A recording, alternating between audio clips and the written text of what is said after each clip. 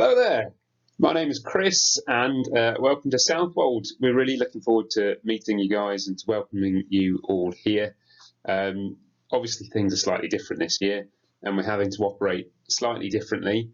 But before you come and join us, I think it's important that you have an introduction to the town, introduction to the geographical issues, and also a bit more of an input into what is expected of you as part of this Geography NEA. So I've pieced together a couple of resources that will help you in advance of your trip. This first video here is a fairly hefty chunk of work, as unfortunately it's quite a bit of me talking, but you can skip through bits that are going to be more or less relevant to you. But the idea was to just put in a few different places the key things that you would need to know before you come to Southwold. The purpose of this video is mainly to give you, first of all, a bit more of an indication about what the Geography NEA is all about. Teachers have already kind of covered that in enough detail, that's fine. You can kind of skip those sections. There's bits where I talk to you about how you could design an NEA field study. And then probably the bit that's going to be most important is going to be the bit where I'm going to give you more information about Southwold's geography itself. So talking to you about the human geography in Southwold and the physical, mainly coastal geography in Southwold, so you've got a much better idea on which issues to focus your study on. I'm also going to include within the presentation quite a bit of discussion about different methods of data collection you can choose and use, and ultimately it should give you a pretty good introduction to A-level fieldwork and what is required of you and what you then can complete when you come to Southwold. In addition to this video, you'll have a virtual tour that I've put together on Google Earth, just showing you essentially the main streets and the physical geography of Southwold and the key sites. And in addition to those two videos, your teachers should be able to provide you with one of these as well, a booklet. It doesn't have to be an A5 one like this, but a booklet which is titled Geographical Issues and Fieldwork Methods, and that covers quite a lot of the stuff that I'm about to cover in this presentation. So make use of all of these things if they're going to be helpful to you.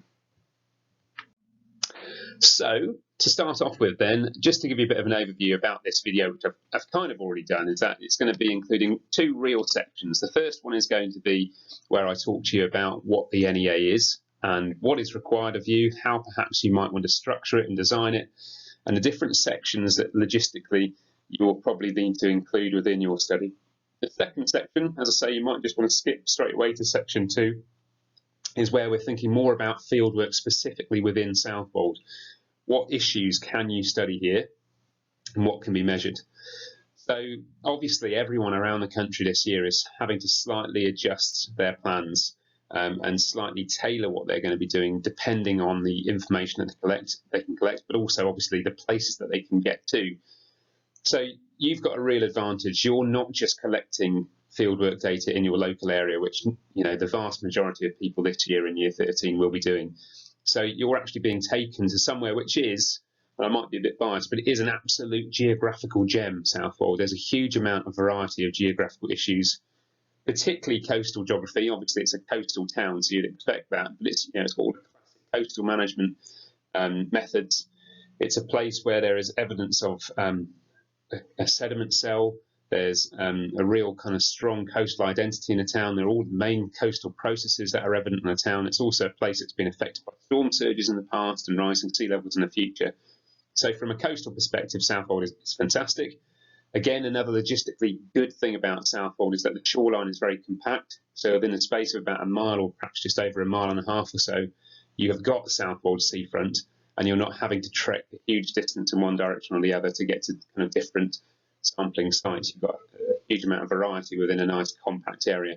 And then from the human perspective as well, we've got a huge amount of issues we can cover. And I probably should have skipped onto this a little bit earlier so you can see the town as I'm talking about it. But obviously Southwold sits on the coast there, the North Sea. It is challenged and threatened by the sea, but also there's change and challenge in the town as well. And over this presentation, I'll give you a bit more information about the challenges that Southwold as a community and kind of generally the town faces, and linking those all in into the geographical issues that you can cover. So we're kind of building up to this, the NEA Fieldwork Data Collection Day. Should try to think of a more catchy title for that day, but that's That's what we've got there. So you have got these data, well, this data collection day where you will be coming to this town, and when you get here, essentially, apart from asking me a few questions and perhaps me demonstrating a few of the methods that you might not be familiar with, essentially we're asking you to be as prepared as possible before you come, so that when you get here, you can waste as little time as possible, and you can get out and about collecting the data that you need for your study. I will obviously be on hand to help you as much as you need for that and to point you in the right direction and to demonstrate things that you're unsure about. But ultimately, what you need to do in the weeks before you come now is to try and get yourself prepared as possible so that you really make the most of your time when you're actually in Southwold. So this may all be a bit overwhelming. You might think, oh, blimey, this is a bit of a shock to the system. I'm being told I'm going to have to do some field work. I don't even know this place. I've never been here before. I've got no idea what it's like. And that is the purpose of this this video and the other resources that you will be given. So initially, at any starting point of any geography fieldwork investigation, there is perhaps a little bit of a feeling of apprehension. You're told that this is a significant piece of work and it's got to be as good as can be, and you're probably going to be very keen to make this as good as possible, but you then might be feeling a little bit skeptical about making it as good as possible in a place that you're perhaps quite unfamiliar with. So a few things that I should say about Southwold to start off with. Firstly, hopefully, as you can see from this image here on your screen, is it's pretty small, actually. It's a very small, compact place. Lots of people might go and do their fieldwork in cities or in larger coastal towns or communities, which is fine, but Southwold's advantage is that it is compact. And even though it's compact, it's got a real huge variety of geographical issues that you can choose and focus on. So it's not an overwhelming place to get to know. It's not like we're taking you to Brighton or somewhere like Liverpool or Manchester, these big, urban areas where you're actually struggling to kind of comprehend where everything is and how you get from A to B. Southwold's got a high street and it's got a seafront, and pretty much between the high street and the seafront, you've got several kind of smaller residential streets, and very quickly you can get your bearings. And as you can see from this image here, it is not a huge place at all. Our base, by the way, is right in the centre of that image. You can see a church, hopefully, right in the centre of the image. Just to the left of the church, or to the east, which is to the seaward side of the church, there is a building right behind it, which kind of looks as if it's set in some kind of parkland. Well, that is our building. That is the Southwold Arts Centre. And we have use of a classroom in there, which we'll be using when you guys come, or depending on the size of your group, we'll be using the actual building's theatre. So it's essentially Southwold's theatre, Southwold Arts Centre.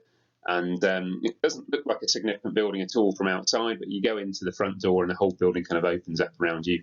We'll be upstairs, probably in the classroom, when you guys arrive. So this is where you're going to start, and the starting point is getting to know Southwold a bit better. You'll see in your booklet that on page 3 you have a page that mirrors this on the screen here.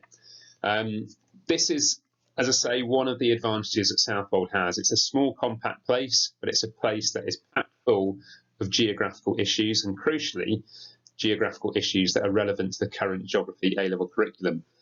So these issues here are being colour-coded to represent whether they're kind of physical or human, but to be honest, it doesn't really matter if they're physical or human.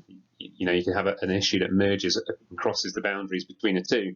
But on the right-hand side, you've got those themes that are linked to coastal geography and physical geography, and the ones on the left that are probably more obviously linked to human geography. So when you've got more time, or if you want to press pause on me and just kind of look through these issues, then do that. But you'll see that there is a significant variety. Some people are kind of naturally more inclined to do coastal studies. Very often, some people, perhaps more science-based people, choose to do coastal studies because there are generally more opportunities for kind of fairly quantitative studies where you're measuring, collecting data, and you're perhaps getting more definitive black and white answers. You've also got kind of more obvious theories, perhaps, that you might be able to tie your studies in with, like the idea of sediment cells or longshore drift, and the coastal morphology and how that perhaps varies along a coastline. However, the joy of Southwold is that you've got a real variety of issues, and from a human perspective, we're definitely not undersold, and there's plenty that you can investigate here. The whole identity of Southwold is an issue that could well be investigated further. Southwold's identity, I suppose, is probably this fairly traditional, quintessential British coastal town. And physically, you might look at it and think, well, this is a place that hasn't changed all that much over the time, over years, because, you know, still got these kind of traditional things like a pier and a lighthouse and these kind of quirky independent pubs and shops and sweet shops and ice cream sellers and stuff like that. So the identity of Southwold is one of the key attractions of it. But scratch away at the surface a little bit and you'll find that there are lots of other issues that are perhaps less obvious, but just as important. Southwold's community here in the last 10 to 15 years has been under attack, sounds dramatic, under attack from a kind of what seems to be a one-way process of a movement towards increased second home ownership. And again, I'll talk to you a little bit more about that as we go through the presentation. So Southwold is, as far as I'm aware, probably the town in the country that has been most significantly impacted by the increased amount of second homes in the last 10 to 15 years. It used to be the case generally in this country that if you could afford to buy a second home, that you'd go and invest your money in places like France or Spain or Portugal.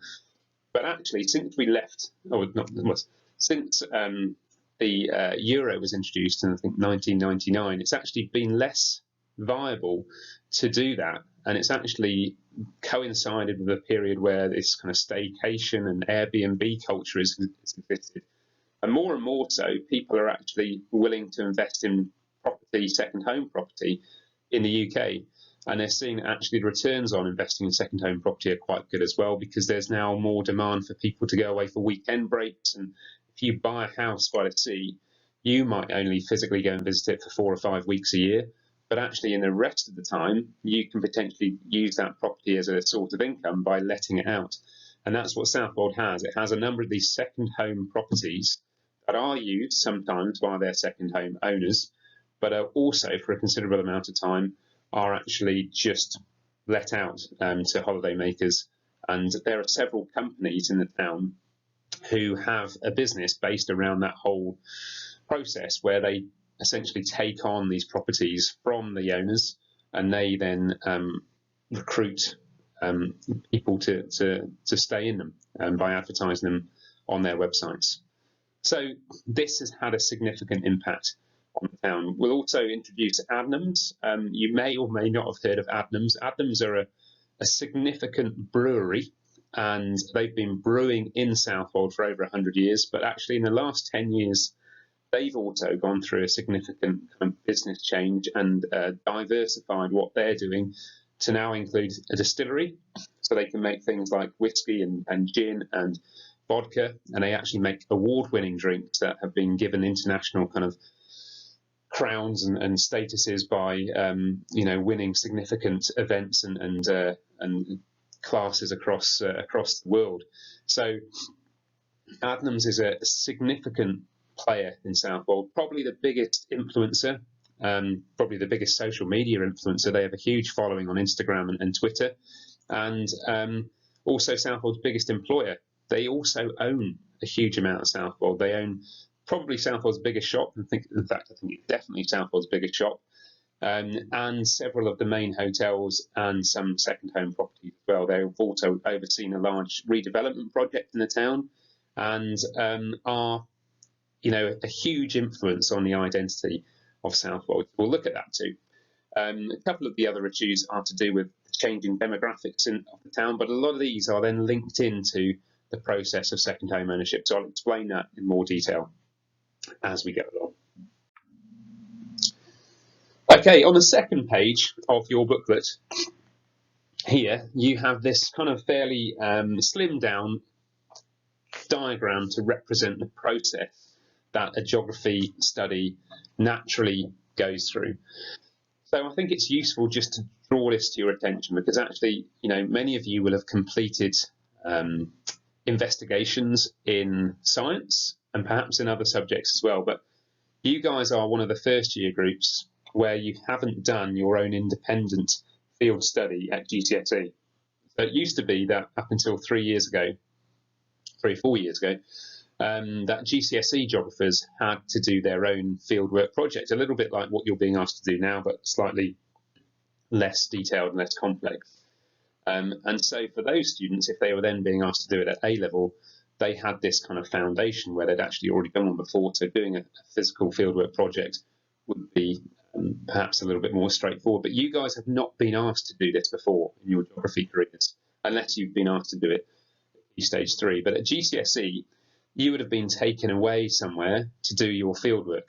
You'd have done a human and a physical study, but probably more often than not, those studies will have been organised and logistically planned by your teachers, and your teachers will have taken you to a site. They'll have told you probably what to measure, how often to measure it, for how long, what equipment to use, how to record it, and then probably back in the school classroom, how then you would present that data, and then you'd draw conclusions from it, and then you'd use that data in that section of the exam to help you answer the fieldwork questions.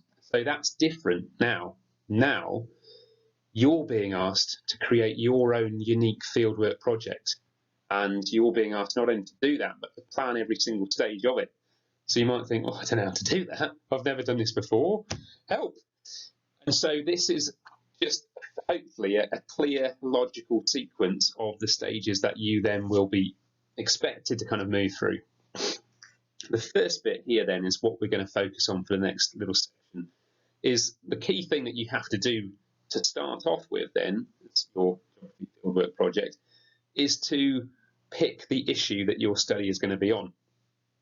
So this would be a challenge if you were just doing your study in your local area, because you might think, well, there's not a lot of geography going on around me. There probably will be, but I can, confidently say that when you come to Southwold, you're being brought to a place where there are a huge amount of geographical issues that you can focus on, which we've already touched upon.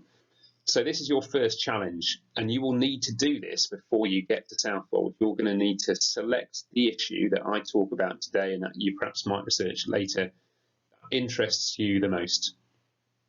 That's your first thing that you have to try and do. From that point then, your second challenge is to start to think about, well, what questions am I going to ask about the issue that I've selected? What is it that I actually want to investigate about coastal management, for instance? Or what is it that I want to find out about the impact of gentrification in Southwold or second homes on Southwold? So the second bit is where you then try to kind of extract a question from the issue that you've selected. And that will probably require you to have a bit of backwards and forwards between your teachers, and for you to perhaps propose an initial question, and your teacher might say, well, actually, I'm not sure about that. Maybe we might need to scale it down a little bit, or maybe we might need to think a bit more about going down that road rather than doing that, because that might not be feasible. So inevitably, at that stage, you'll need a little bit of support from your teachers. If there's a question that you would like to ask me at that point, then you're welcome to email me and say, look, Chris, I'm thinking of doing my study on this in Southwold. Do you think that I'll be able to get information on this, and how do you think I might be able to get it? Or what do you reckon? Am I better perhaps focusing on this angle of this issue instead? So that is a stage that is quite fluid and flexible, and is essentially the stage that you will be doing over the next few weeks. You will also then, once you've kind of got the green light to the title that you have proposed, you'll then also need to think about, how am I going to collect data to help me answer the questions I have set? And it might well be that at that point you think, well, actually, yeah, I like the question, but I don't know how I'm going to get any data for it. And that then might require you to then go back to that second stage and think, okay, then maybe I need to rejig my question a little bit, because I'm going to need to get data to help me answer it. So that third stage there is quite important, choosing the methods of data collection that you will use to collect your primary fieldwork. So primary fieldwork is data or information that has been gathered by you and you only. And you're going to have to think about, what primary fieldwork am I going to be able to collect with my study? So I'm going to hopefully introduce you to a number of different primary fieldwork methods as part of this video. The other thing that you'll need to do, which is less complex, more of a kind of a hoop that you have to jump through really, is this bit here where we're considering sampling, frequency and risks. So by sampling, what we mean by that is a kind of twofold really. Firstly is how much of a sample of data are you going to be able to collect? So if you're doing questionnaires, for instance, how many questionnaires are you going to ask? If you're doing, I don't know, pedestrian count on a high street, how many times are you going to do that? How frequently are you going to do that? Are you just going to do it once? Are you going to do it every hour on the hour? Are you going to do it just in one location, or are you going to do it in several locations? So those are the logistical decisions that you have to take control for. And then equally, there is an element of planning that needs to be considered about the risks associated with your fieldwork, and also questions of the ethical impact of your study as well. I will cover that later on in the presentation, so don't worry too much about it at this stage. But ultimately, those four bluish statements there are working towards the red statement in the bottom of that kind of mind map where you have the words collect fieldwork data. So that is then the fieldwork day that you've got when you come to Southwold. If we get time at the end of your fieldwork day when you're in Southwold, I will help you and give you a little bit of guidance about how you can then move forward with your study and how you can present it, especially. The conclusions, the analysis and the interpretations of your study is going to be quite an independent thing anyhow and unique to you, but I can certainly give you some suggestions and show you some good places to help you presenting your data at the end of the day when you're with us in Southwold. But we want to help you get prepared to get to that red statement so that you're ready to come and collect your fieldwork data. All right, so we will go first of all onto this image here. You may or may not have been introduced to this idea of a proposal form. So one of the things that you'll have to do is ultimately submit a proposal form for your study, and your proposal form will have on it your title, your perhaps supporting sub-questions and the methods of data collection that you're using, how your study links to the curriculum, and it is a document then that is submitted with your final NEA report. Now, that document I don't think is particularly user-friendly, so we've created this as more of a user-friendly format for what essentially is the fundamental footings, I suppose, of what you need to have for a geographical study. So get this right, and actually you can have confidence that you are now off, you're away. So over the next couple of weeks, this simplified diagram here, I would suggest is what you should be trying to work on. First of all, having picked your issue, you are going to need to devise and come up with a title for your study. And generally, I would advise that titles often work best where you are asking a question. So, for instance, to what extent are the hard engineering strategies used on Southwold Beach effective? That is a question. So a question which is going to be linked to your issue. So if my issue was coastal management, I would say, right, I'm going to look at hard engineering, so the seawall and the groins, and I want to ask how effective those different methods are on Southwold Beach. So that's my title. Now, to help me answer my title, what I then do is I divide it up into smaller supporting sub-questions, or just chunks, basically. Now, these sub-questions should prop up your title, and crucially, they should be relevant to your title, but what they help you do is to break up your study into smaller manageable chunks. So your second challenge, having picked your title, is then to come up with normally three supporting sub-questions.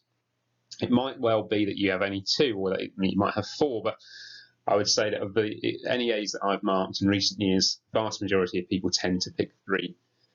What you then need to do, having got your sub-questions, is you need to allocate and think about appropriate methods of data collection that will help you answer each of those three sub-questions. And generally, in normal years, most people would probably try to aim for between 4 to perhaps 6 methods of primary data collection.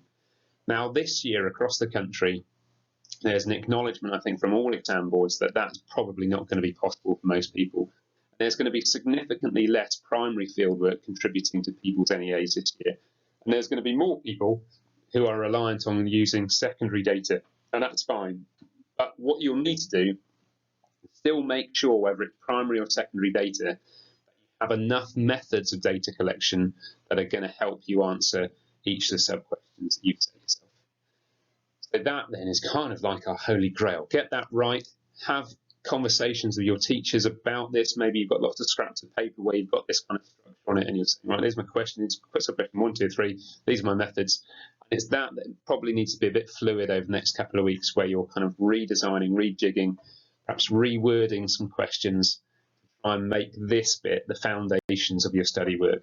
If you get that signed and sealed from your teacher and they read that and have that justified to them, and they say, yeah, that sounds like a really good study, actually, that sounds really feasible, really appropriate, all links together, then you can feel real confidence that you're getting started on the right foot. Here's an example on the left-hand side here, a chap called Pete Boggis. This is an imaginary student, but similar to what I've just said, actually. He picked the study title, How Effective Are the Current Hard Engineering Strategies Used on Southwold's Town Beach?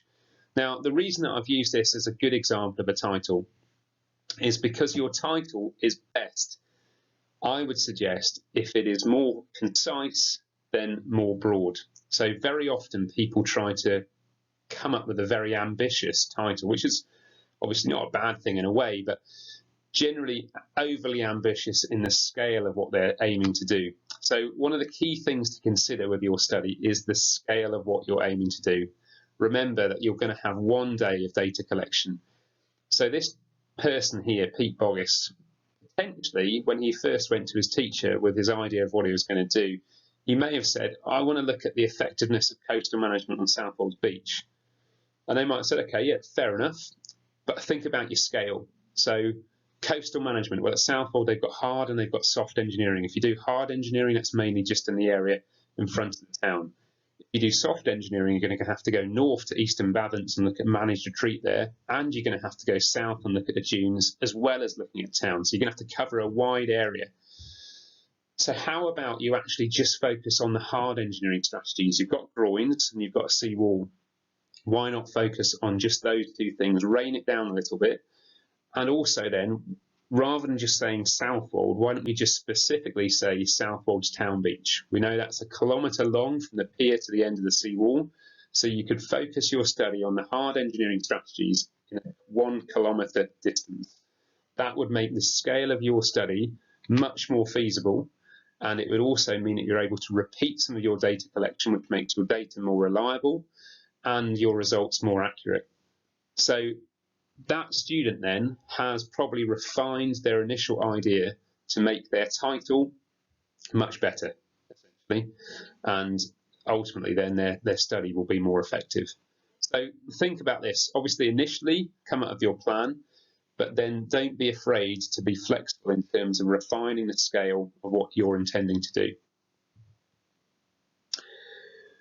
This one, I think it's probably worth saying, actually, your title can sometimes get lost in a bit of a fog when you're writing something that is fairly open-ended, you know, something that might be 4, 5, maybe 6,000 words long.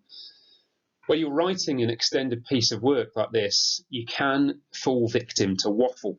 And waffle in an NEA is not going to be great. It's not going to contribute very well to you creating a good mark at the end of this. So what you want to be making sure that you're doing throughout your study is things that are relevant and talking about things that are relevant and always relevant to the questions or sub-questions that you've said.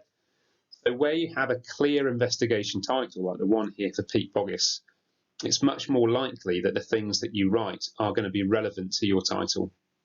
You're going to cut out that element of risk, of including lots of waffle and talking about stuff which actually isn't relevant to your study and isn't therefore going to be scoring you any marks.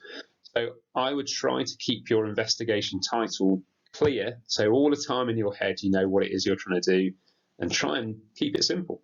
Okay, it doesn't mean that is going to be a simple study, it just means that it's going to probably be an organised one and one that is going to be relevant. Okay, so for this, we've kind of covered this a little bit already in terms of structure of your study, but we would normally suggest that having got your title, you then have these 3 supporting sub-questions. I've already mentioned that these sub-questions need to be relevant to your aim, and they should be relevant enough to your aim that you're able to kind of justify how each of these subheadings contribute to your title. Now, the third issue here is about hypothesis. There's nowhere anywhere on any of the NEA guidelines from any of the exam boards that your studies have to include a hypothesis.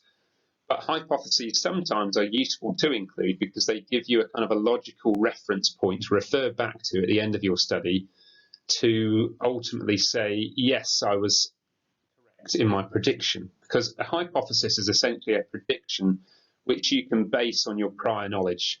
So this person here is doing a study looking at the impact of gentrification in Aldeburgh, and their prediction is that gentrification is having a significant impact on the town. It might be, again, if you're doing the coastal management study, that you're saying that, hard engineering is having a significant impact on coastal morphology on Southwold's town beach. A hypothesis then gives you a logical thing to return to in your conclusion, where you're able to say, okay, at the start of my study, this is what I've said, and I'm now able to categorically prove this because my results have backed up my assumptions that I made prior to my investigation. So it's not a bad thing to include, but I would say, again, not everyone does, and probably it's about 50-50 split. Some people have studies that are more kind of geared towards having a hypothesis, others perhaps are less naturally needing one. So it's a personal choice, up to you. All right. So I'm just going to dwell a bit actually on the idea of sub-questions. So this is an example of why sub-questions are relevant and how you can perhaps use them. So we were recently working at a high school called Bungay High School, and one of the things that we said to them was, right, imagine if you were in your classroom at the moment and then the head teacher came to the door, have a little quiet word, and they pulled you into the corridor and they said, right, I've got a favour to ask. I've heard you're good at writing. I want you to write me, from a student perspective, a 4,000 word report on which is the best teaching department in the school. You might say, I'm actually very busy. I'm trying to plan my geography NEA. But head teacher is quite insistent, and they say, well, forget about that for a second. I need you to do this for me. Can you write this 4,000 word report on the best teaching department in the school?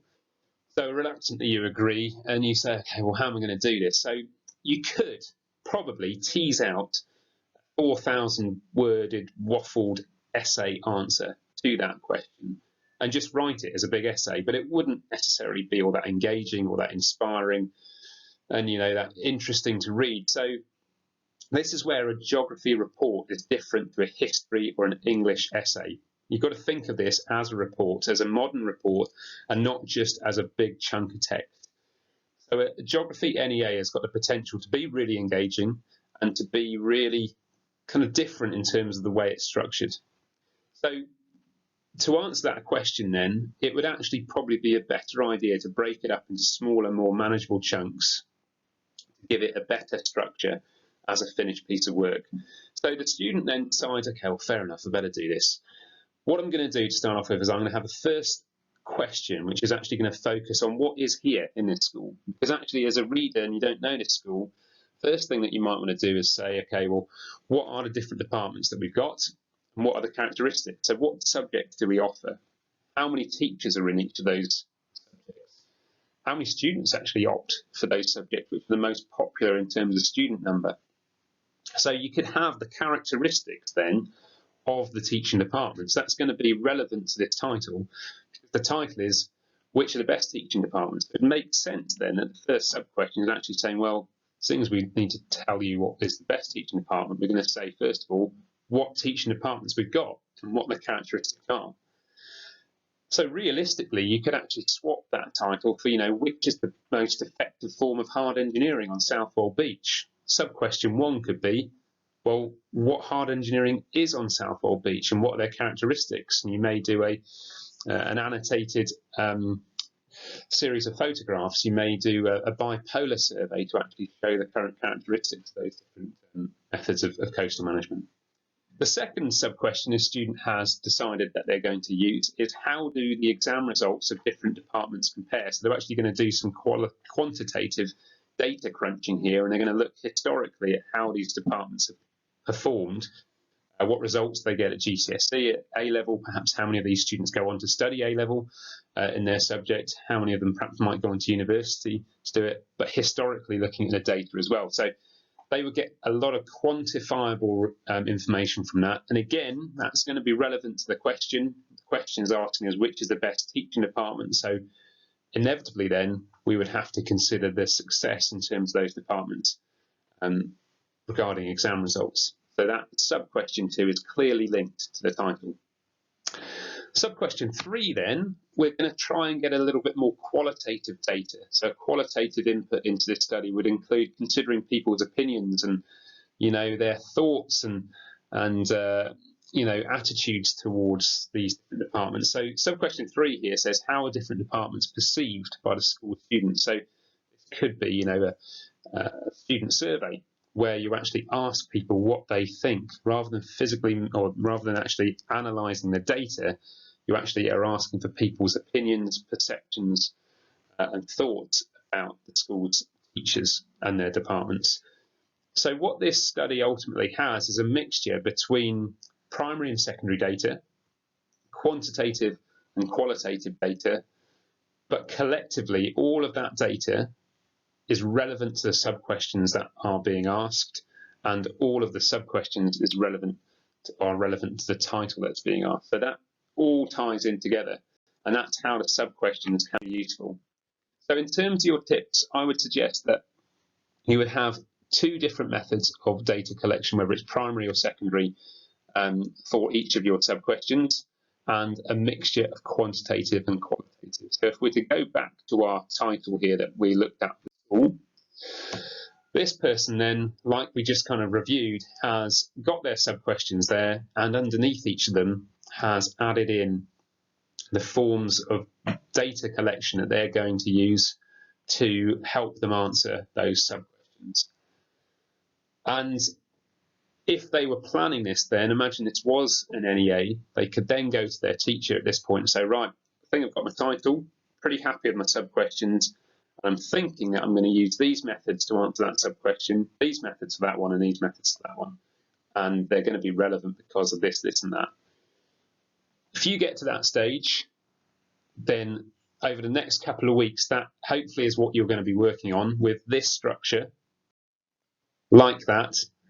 Then, as I say, you can feel confident that you're really getting started on an NEA which is going to work, which is going to be feasible, it's going to be appropriate to the place that you're being taken to.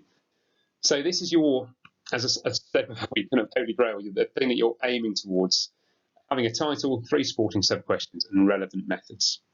All right, hopefully that not bamboozled you too much, and hopefully that makes it clear as to the prep work that you need to do. So you might think, okay, well, cool, fair enough. I know about the structure then that you're advising, but actually what question am I going to ask? Which is fair enough. And at this point, the questions that you could ask are probably going to be fairly limited because I haven't yet introduced the geographical potential of Southwold. So that now is the next thing that we're going to go through. Hopefully it's still with me. Okay. So back to this then. Again, this is in your booklet. And as I said, your challenge initially is to pick the issue that you think you would like to investigate in Southwold. And at this stage, you may think, oh, I'm going to do that. I'm going to do on Adnams. I love breweries, and that is the thing that I am definitely going to do my NEA on. Or you might think, I love longshore drift. It's brilliant. I'm going to do my study on coastal processes. I would suggest over the next few minutes or so, have a bit of an open mind, listen to the different issues that are discussed, and ultimately, when you've heard about everything, then make your decision when you've got more information in your head. Okay. Firstly, then, what I'm going to do is highlight the geographical potential from a human perspective. This is a nice view taken by a drone hovering over the beach, looking inland towards Southwold's High Street, and you can see the church there, and looking beyond into the west of Suffolk as kind of the picture pans away into the distance. You can see from this image already that Southwold's houses you know, pretty nice. I mean, those are seafront houses, so those are going to be some of the most in demand. But you get the idea very quickly when you arrive into town as you walk along the streets that, you know, the houses here are nice.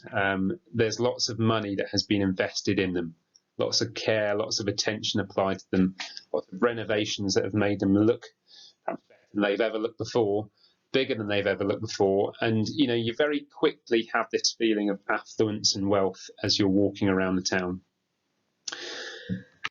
It's a place then that people come to as day trippers and holiday makers because, as I've said before, Southwold has this nostalgic feeling of classic British coastal holidays.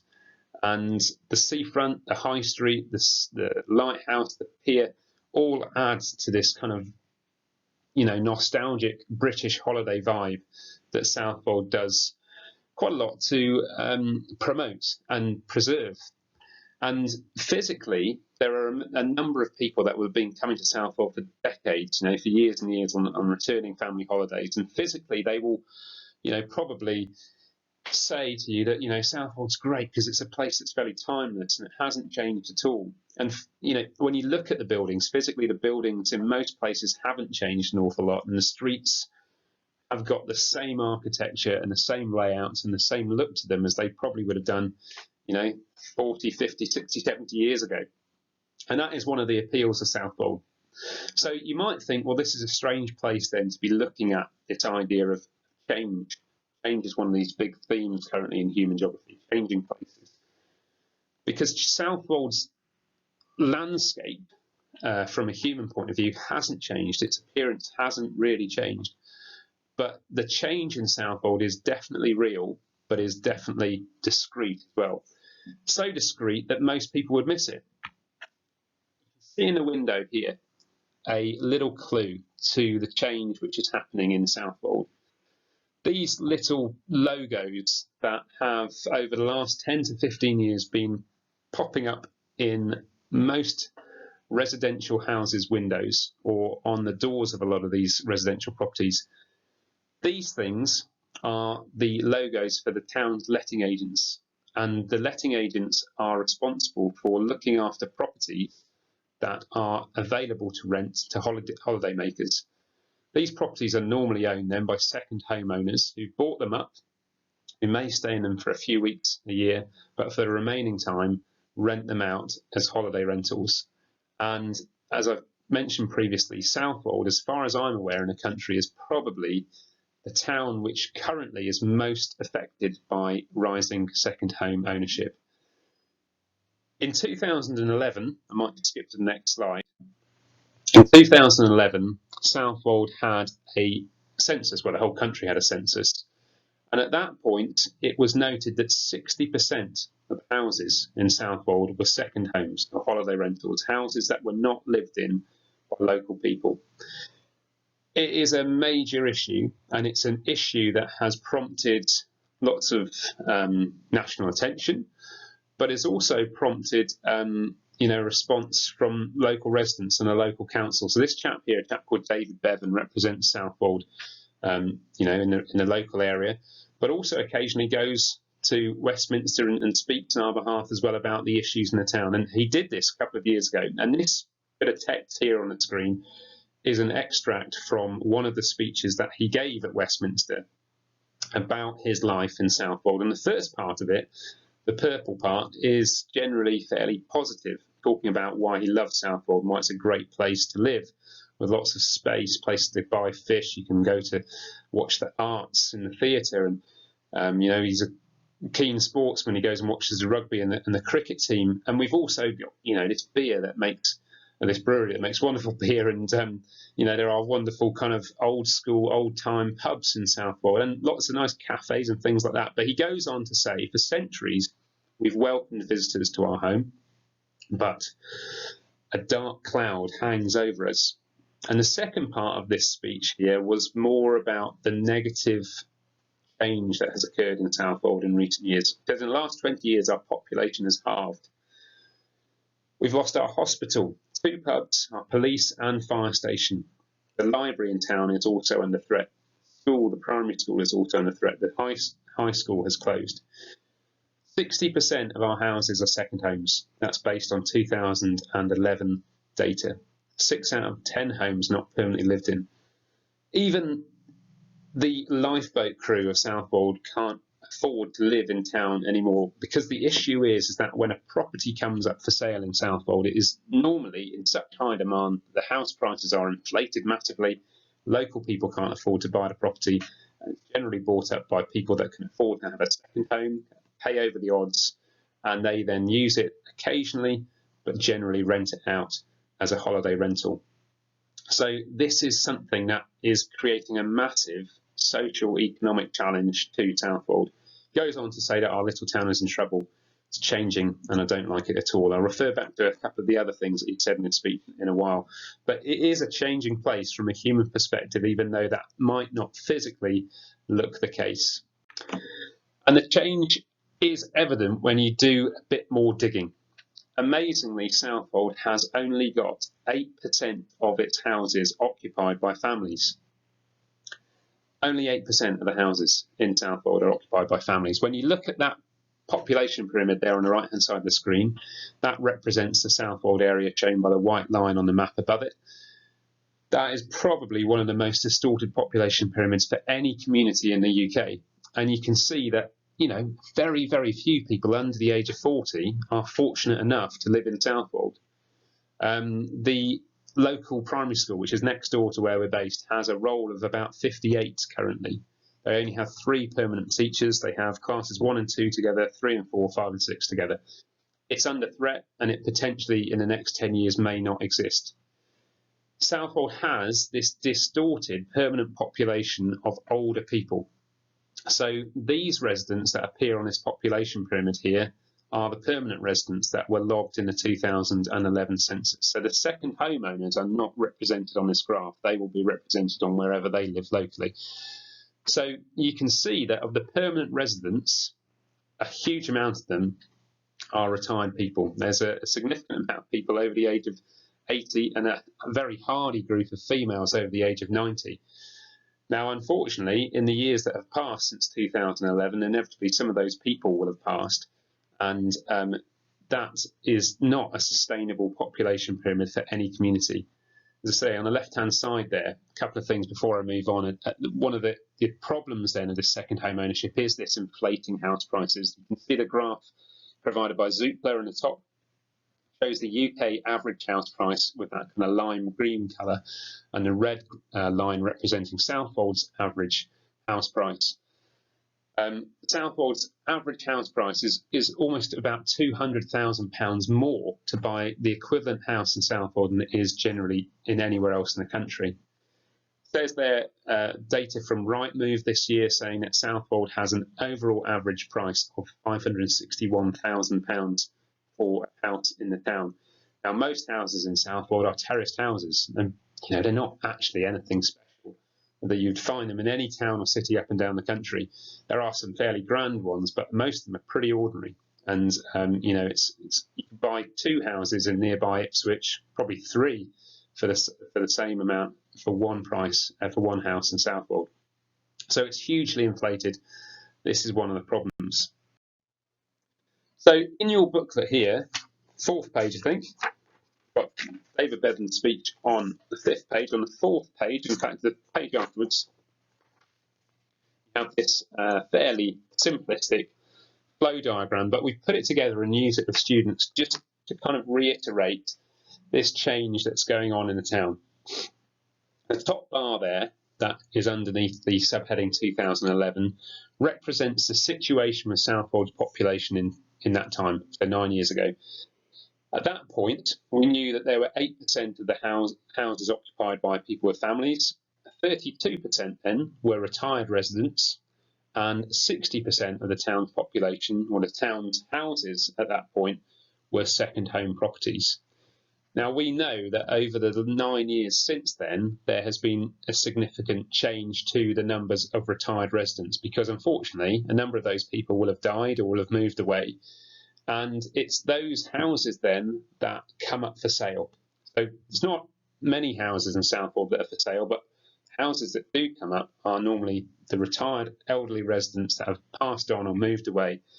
And if you, for instance, have an elderly relative that lives in Southwold and they do die and you inherit their property, you've then got kind of two choices, really. You could either up sticks and move yourself and your family to Southwold, or you might choose not to do that and to sell that property. And bearing in mind, this is probably it is definitely one of the country's most prestigious and expensive places to buy coastal property, and the average house price here is over £500,000, you might think, well, that's a no-brainer. I'm going to cash in, we're going to put the property on the market, we're going to sell it, and we can use that money for whatever else in where we live. So what generally happens then is those properties are sold. And in Southwold, you will notice, I don't know, for whatever reason, but very often in the autumn, we see this kind of cycle of gentrification happening. So the first thing that you normally see are the for sale signs going up around the town. Eventually, and it doesn't take long for those houses to be bought, you'll then see the for sale signs coming down. And the next thing that happens is you either then get a skip, or you get scaffolding, or you get both going up outside the house. You then get the arrival of the white vans and the builders. And what normally happens with these properties that have been occupied by elderly residents is that they're completely gutted, they're completely renovated. The interior of the houses are completely refreshed. They might put in new kitchens, new bathrooms, have an extension at the back. And what's happening is what's called gentrification. Gentrification is where the process whereby properties are improved, and they're improved individually, not overseen by a council or any kind of larger plan, but they're improved on a localised singular basis. But gentrification as a process will often have a consequential knock-on effect. So if you have a few properties on a house on a street that get renovated, a street can quite quickly become more desirable and more fashionable, and house prices there might go up. And before you know it, in the space of 10, 15 years, the whole street may be gentrified. And not only then does the property on that street look better, but actually the services in the surrounding area then may change to cater for the people that are now there rather than the people that were there previously. So this street is a street called Stradbroke Road, where the lighthouse is. Stradbroke Road is a fantastic example of Southwold's gentrification. You walk up and down this street, the properties are lovely. The level of maintenance applied to them is second to none. You know, they're pristine. But you'll notice that most of them have got a holiday home sticker in the window, or have got a key safe on the door, because the vast majority of them are second homes that are rented out to holiday makers. So what we are expecting to see, and we actually completed a report on behalf of Southwold's Town Council this last year in the winter of 2020, where we actually did a study looking into what the current rate of expected second home ownership was in the town, based by what's currently available to rent on Airbnb and Suffolk Secrets and a number of the other main holiday rental websites. And we estimate that currently we're looking more at about 70% now of the homes in Southwold are second homes. The retired residents have inevitably reduced over the last 9 years, and the families we're estimating to be kind of fairly consistent and the same. But the change has been in a reduction in the amount of retired residents, an increase in the number of second home properties. So below that then, on the flow diagram that we've got here, is the impact of that increasing proportion of second homes. So the obvious consequence is that the houses are renovated and gentrified, like I just said. And then there is a wider town response to this change in ownership. So from a physical environmental change, things that you would more obviously see then is that the property quality on these buildings increases. And as you walk around, as I said, in Southwold streets, you will get the feel this is an affluent, nice place because the houses look lovely and are well maintained. So the private spaces in Southwold are very high quality. Problem is that the council is losing out. So one of the things that I refer back to of Mr. Evans' speech here, kind of towards the bottom, is that he says that second home owners pay no council tax. Apparently this is a legal loophole. You pay no council tax on a second home property that you own. And that then, in a town where 70% of the properties are second homes, is a major issue. And in 2011, that cost Southwold £500,000 a year in terms of lost income that they would normally get through second home council tax. So that would be even more now. It might be £600,000 a year that they're losing out on. So that's money that would be in the town council's coffers that they would normally be able to use maintaining the quality of the environment locally.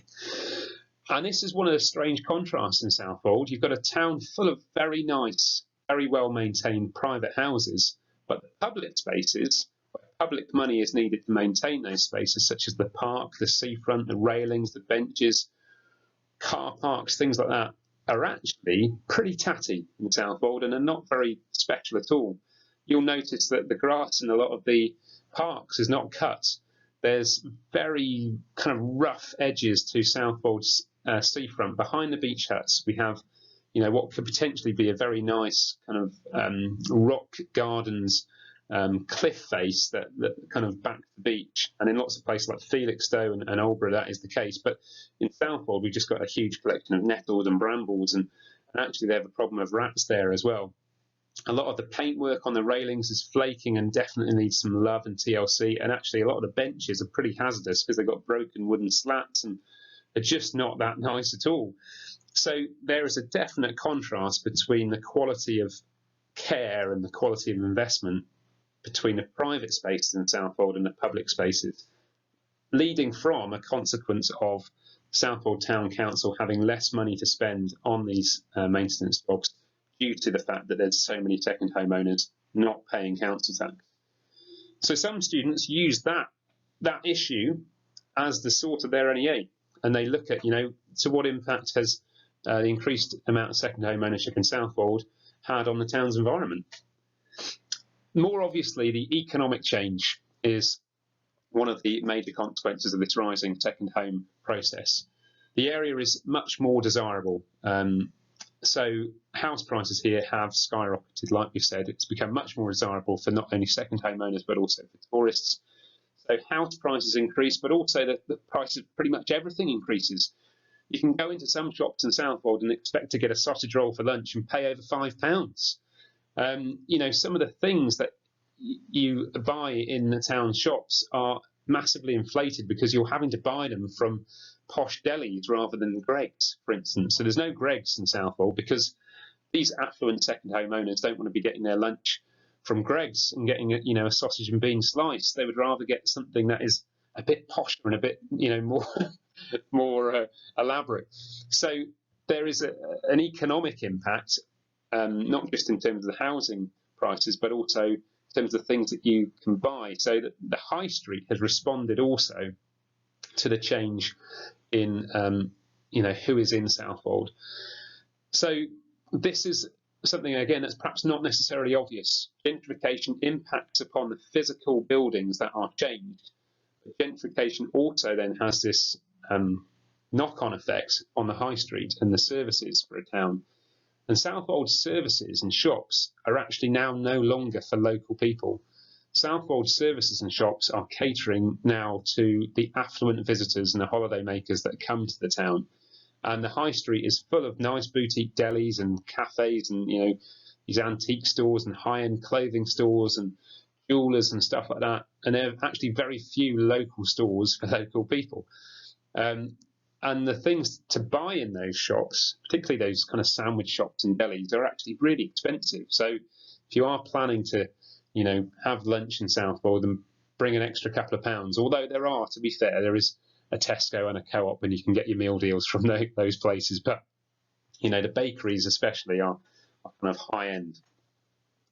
Finally, the social change of this second home process has led to a declining local population. And actually, Southwold can be a really boisterous, bustling place in a sunny summer's day or sunny summer's months, but it actually is a very bizarre place in the winter, and particularly midweek. We have in the UK very few places that are considered to be resorts, that are considered to be places that purely serve a tourist purpose. In places like France and Spain, they have lots of these tourist resorts that actually shut down at the end of their summer season. They pull down the shutters and lock the doors, and they go away for 6 months or so. They open up again in the spring. Well, in the UK, we don't do that. We don't have these kind of purposeful resorts that just have this sole purpose of being a holiday destination. But Southwold is getting like that, and in the winter, particularly midweek, it can be pretty much abandoned, and I can walk back to my car at the end of the day, and there'd be no cars parked up on the residential street that I parked, and bizarrely no lights on in any of the houses because they're all empty. No one lives there. We were in Southwold for the Beast from the East a few years ago, and it was like a kind of a horror film. There's no one around, and the streets were just had snowdrifts, and walking down the streets, there were no footprints in the snow because there's no one around at all. So it was a bizarre place, and this is one of the things that Second Home Rise is doing. Is it's massively impacting upon the local population and the local services. So the things like primary school, the numbers are falling.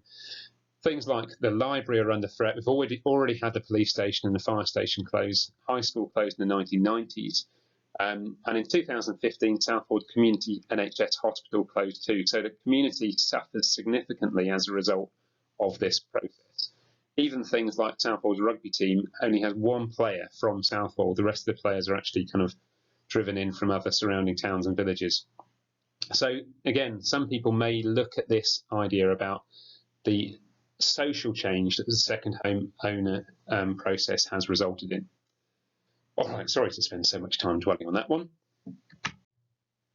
So, Stradbroke Road. I've kind of already mentioned Stradbroke Road, and I've mentioned this process about the skips occurring and appearing on the pavements and gentrification process happening. But Stradbroke Road is definitely worth knowing about. It's one street away from where we are. It's a street with a lighthouse on, and if you're doing a study on gentrification, I would certainly suggest that this is one of the places that you focus on. It may even be that you actually say, right, I want to do a study on gentrification, and my study is purely going to be around the changing identity and function and the impact of gentrification on this single street on Stradbroke Road.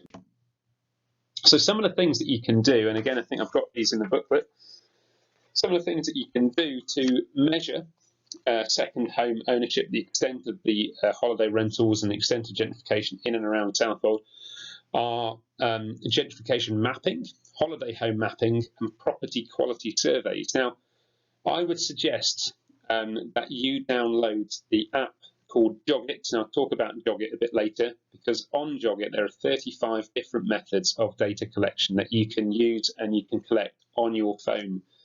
The other thing that's useful about Jogit is it gives you a suggested methodology. It tells you how to collect the data.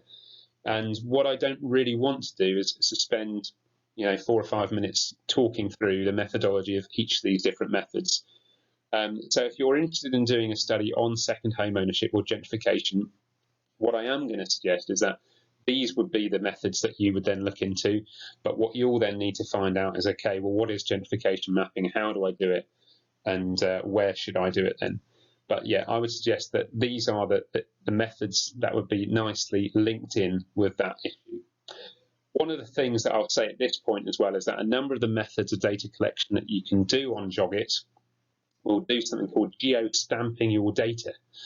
So geo-stamping is whereby when you collect your data, you actually collect it alongside the coordinates of where you've collected that data from. So they collect your latitude and longitude. So if you're collecting data on your phone is sending out a GPS signal, and you can physically collect, I don't know, a number of pedestrians that you've spotted on a particular street, and then rather than traditionally where you might write down, well, High Street, I spotted 15, your phone can actually record the latitude and longitude to give you the exact point that you'd spotted those 15 people.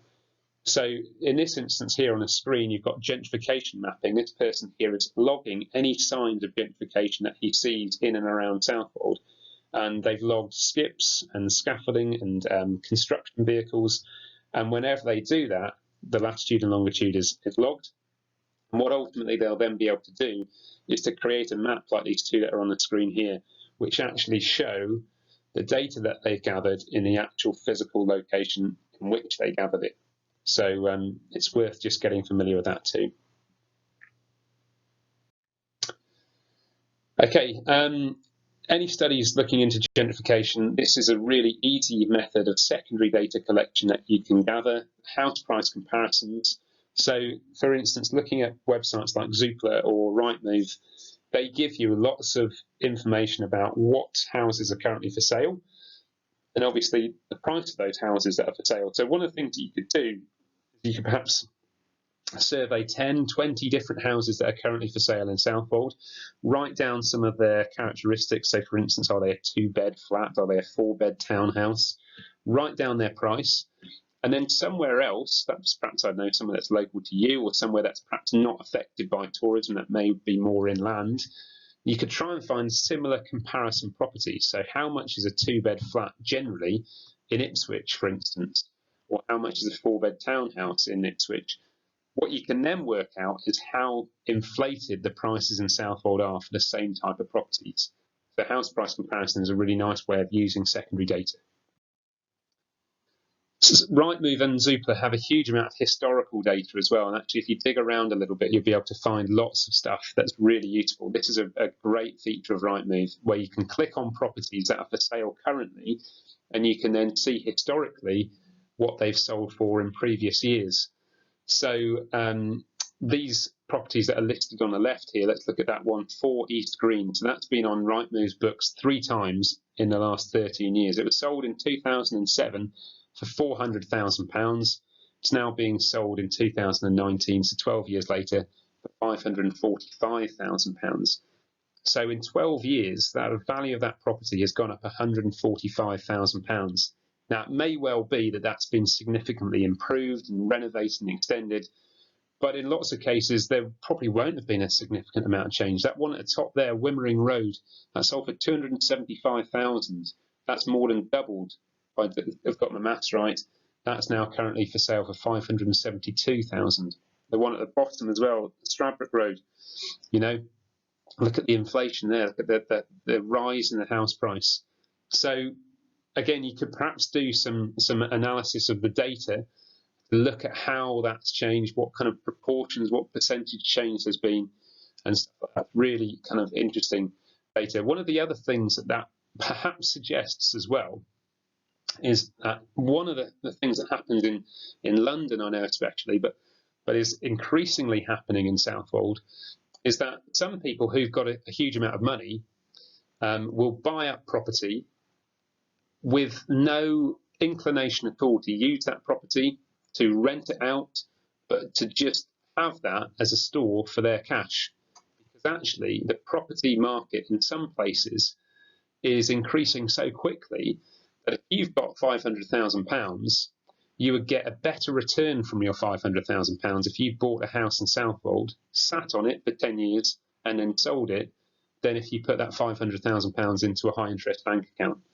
And that's what happens across the country in areas where there's significant, demand for properties. So there are a number of properties in Southwold that are clearly empty, that have been bought several years ago. There's been nothing done to them. The owner of them is just sitting on them, and when they feel like it, they'll cash in, they'll sell it, and they'll have probably made a couple of £100,000. So if you can afford it, it's a very easy way of making money. But obviously, to a community, it's a disaster. You can't afford to have numerous empty houses that are just essentially bank accounts for very rich people.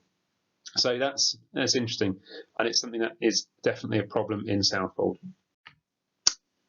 This is a great source of information locally, and not often something that people would perhaps look into. But in terms of gentrification and amendments to properties, then people have to apply for planning permission to make often physical changes of any kind of significance to their houses. So they have to apply to the Southwold Town Council, in our instance, to get their planning permission granted. So the Town Council will meet regularly, and as part of their meetings, they have somebody who is taking their minutes, and they have a public agenda as well, and they also have to publicly present and disclose the discussions that they had.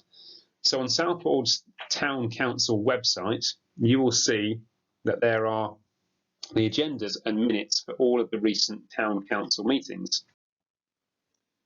Those are just organised into PDFs, and you would scroll down to kind of see the newest and the latest ones here. One here, Planning Committee Agenda, 8th of September, and then further down on that list is a Planning Committee Minutes. So if you click on those PDFs, you can then see what has been discussed. So this one then of that meeting on the 8th of September, item number 5 on the agenda was to discuss planning matters, and you can see the first one here, a roof conversion, new dormer windows, reconstruction of construction of 2-storey extension, a garden room to the rear, new windows and internal alterations. So that is all gentrification, you know, extending, improving, adaptations, and that was happening on 40 Victoria Street. It says there that this might impact 36 and 38 Victoria Street. But what you can do is you can scroll down these minutes, and you can look back at historical minutes, maybe over the last 12 months, to actually see which properties in Southwold have been gentrified, because they will all be on the town council's minutes, because they will all have to have been approved at some point by the council. So this is a really good sort of secondary data where you can look at the planning permissions that have been granted, so you can actually confidently say, yep, well, these streets have had planning changes or have had you know, gentrification changes in this last 12 months. Very good initiative to do this, I would say. I think there'd be very, very few people that would be doing this, but this is a very clever, effective way of using secondary data that is publicly available to reinforce your understanding about the extent of gentrification in Southwold. We mentioned, didn't we, about Mr. Bevan in his speech there, saying that councils were losing out as a result of the reduction in council tax being paid. Now, one of the problems then in Southwold is that because they are not getting enough money from their residents because of the limited amount of local residents, Southwold's Town Council has responded by taxing the businesses on the high street more, and they're actually using the businesses for their source of income because they can't get that income from the residents. So over recent years, business tax on Southwold's high street has increased. As a result, a lot of the independent small shops that Southwold's high street is kind of famous for locally have not been able to remain viable and have closed. And increasingly, chain stores are arriving in Southwold. Costa, for instance, WH Smith's, Tesco's have arrived. And this is one of the things that is unique to Southwold. Its high street is actually one of its key attractions. But the second home ownership process has completely changed and influenced the high street. Not only has the high street responded by kind of having these delis, which are and these high-end stores which are kind of catering towards these more affluent tastes, but the high street has had to change because independent stores have been priced out of being on the high street because of these hikes in business rates too. So there's been a significant number of reasons as to why the high street has changed, and that's one of the things that people can look into. So some students have looked at these issues, you know, how has second home ownership influenced the high street? Even the wider question of who is Southwold for? What's the identity of the high street? Again, those questions in terms of a study, you might probably want to kind of focus that down into who is Southwold's high street for, who's it catered for? Is it a local high street, or is it now this tourist resort high street just for affluent visitors? Okay, so again, I think this is in your booklet. There is a whole page here with the title Clone Town Survey. And a Clone Town Survey is a nice method of data collection, which is essentially kind of a development or land use survey. If you type into Google Clone Town Survey PDF, this is the one that comes up first, I think. You can just print it off. It's a 2-page document. And on the second page, it actually tells you how you complete this survey. But ultimately, it's a tally chart where you tally up the number of different stores there are on the high street, and you kind of make a distinguishment between it, whether the ownership of those stores is independent or whether they're chains. And then ultimately, you can create a little equation, or you complete an equation, which gives you a score for your town. And that score then tells you how unique that town is in comparison to other high streets up and down the country. So if you go into your local town or your local city, wander down the high street, there are going to be the same shops there that you would expect to find in any other town city. You know, there's going to be probably a Boots and a Lush and a HMV, for instance. I don't know, is still HMV around? But you know what I mean. That you get those type of stores that are kind of permanent fixtures wherever you go in the UK. Now, that isn't necessarily the case in Southwold. Like I say, there's no fast food. You've not got Greggs, you've not got McDonald's, you've not got chicken shops, you've not got any of these kind of major chains, really, apart from the odd few. And so one of the things that you could do is you could complete a clone town survey for Southwold to see what Southwold's current clone town score is. Now, as I say, business rates have increased in recent years and independent stores have been lost and more chain stores are arriving. So actually, if you were to complete a clone town survey of Southwold 10 years ago, you'd probably find that it was much more unique 10 years ago than how it is now. Shame you can't do that, but actually you can, which is great. So it is possible to complete a clone town survey for Southwold historically as a result of this wonderful website called southwoldandson.co.uk. Southwoldandson.co.uk is a kind of a labour of love between two local residents who have spent a huge amount of time in recent years putting together just an incredible resource to show Southwold's changing human picture over the last 60, 70 years or so. What they've done is they've made this website that is basically full of lots of different street maps. And you can see on the left-hand side of the screen there an example of the High Street street map on the website with lots of little red numbers on each of the individual buildings. You can then click on any of those red numbers and it pulls up the kind of the rainbow chart that you've then got in the middle of the screen here. And this chart shows you the historical uses of each of those properties going back as far as records belong. So in the 1920s, the building that is shown in the screen here, where it says Trinities, that's number 54 on the High Street. In the 1920s, that was just a house. It was a residential property. It was then kind of owned by the Eastern Electricity Board for a long time, and it was a showroom. It then became a tea room and a restaurant, and it was owned locally by a local couple.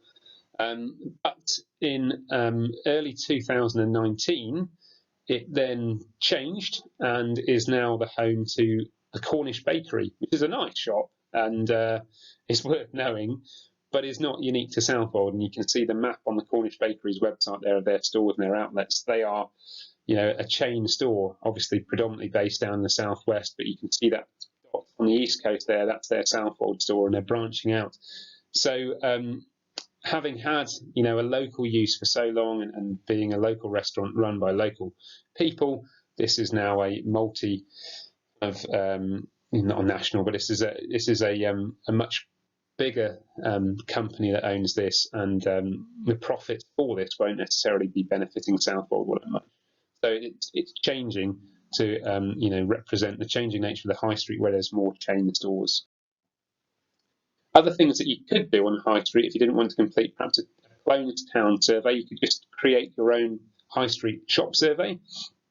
Maybe that you're doing something to show how or who Southwold is for, whether it's for locals or tourists, and therefore you could perhaps create something as simple as this.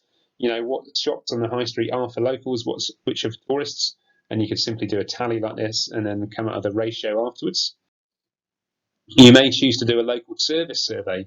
In addition to perhaps doing a shop survey, actually what services are there for local people in Southwold? And again, this you might be able to do just using Google Street View and Google Earth and looking at how many of these things that you'd expect a town to normally have does Southwold actually have.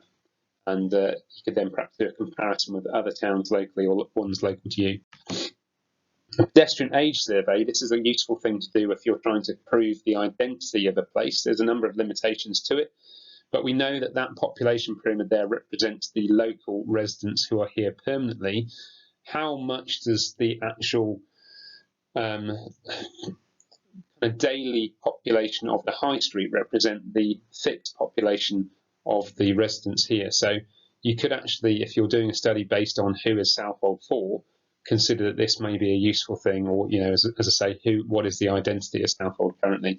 So an age survey is where essentially you'd need to find yourself a discreet spot, not too discreet that you look like a stalker, but perhaps a nice spot on a bench, often good if you can sit down and do your surveys, at the bottom of the bench where you perhaps got it on your phone, or you may have it on a clipboard, and you perhaps create categories like this, and you're simply, over maybe a 5-minute period, but it'd be up to you, recording the number of people that would fit into those categories. Now, the reason that we've chosen to do those categories, and we use this sometimes for our GCSE students, is because age distinguishment can sometimes be quite tricky, especially when you get kind of middle age and above. So, you know, when people get into their mid-30s, sometimes quite difficult to make an accurate guess of their age. So rather than actually ethically going up to them and asking them, how old are you, you would do this method of making an estimate using an appropriate scale like this. Okay, very easy, nice method to do. And again, you can prepare this before you come, but if you go on to Southwold and Son, you'll see a huge archive of old photos for every single street. But equally, probably if you just type into Google, you'll find archives of lots of the streets. And pick any kind of photos. This photo here is of the marketplace. You've also got one of the Pier too.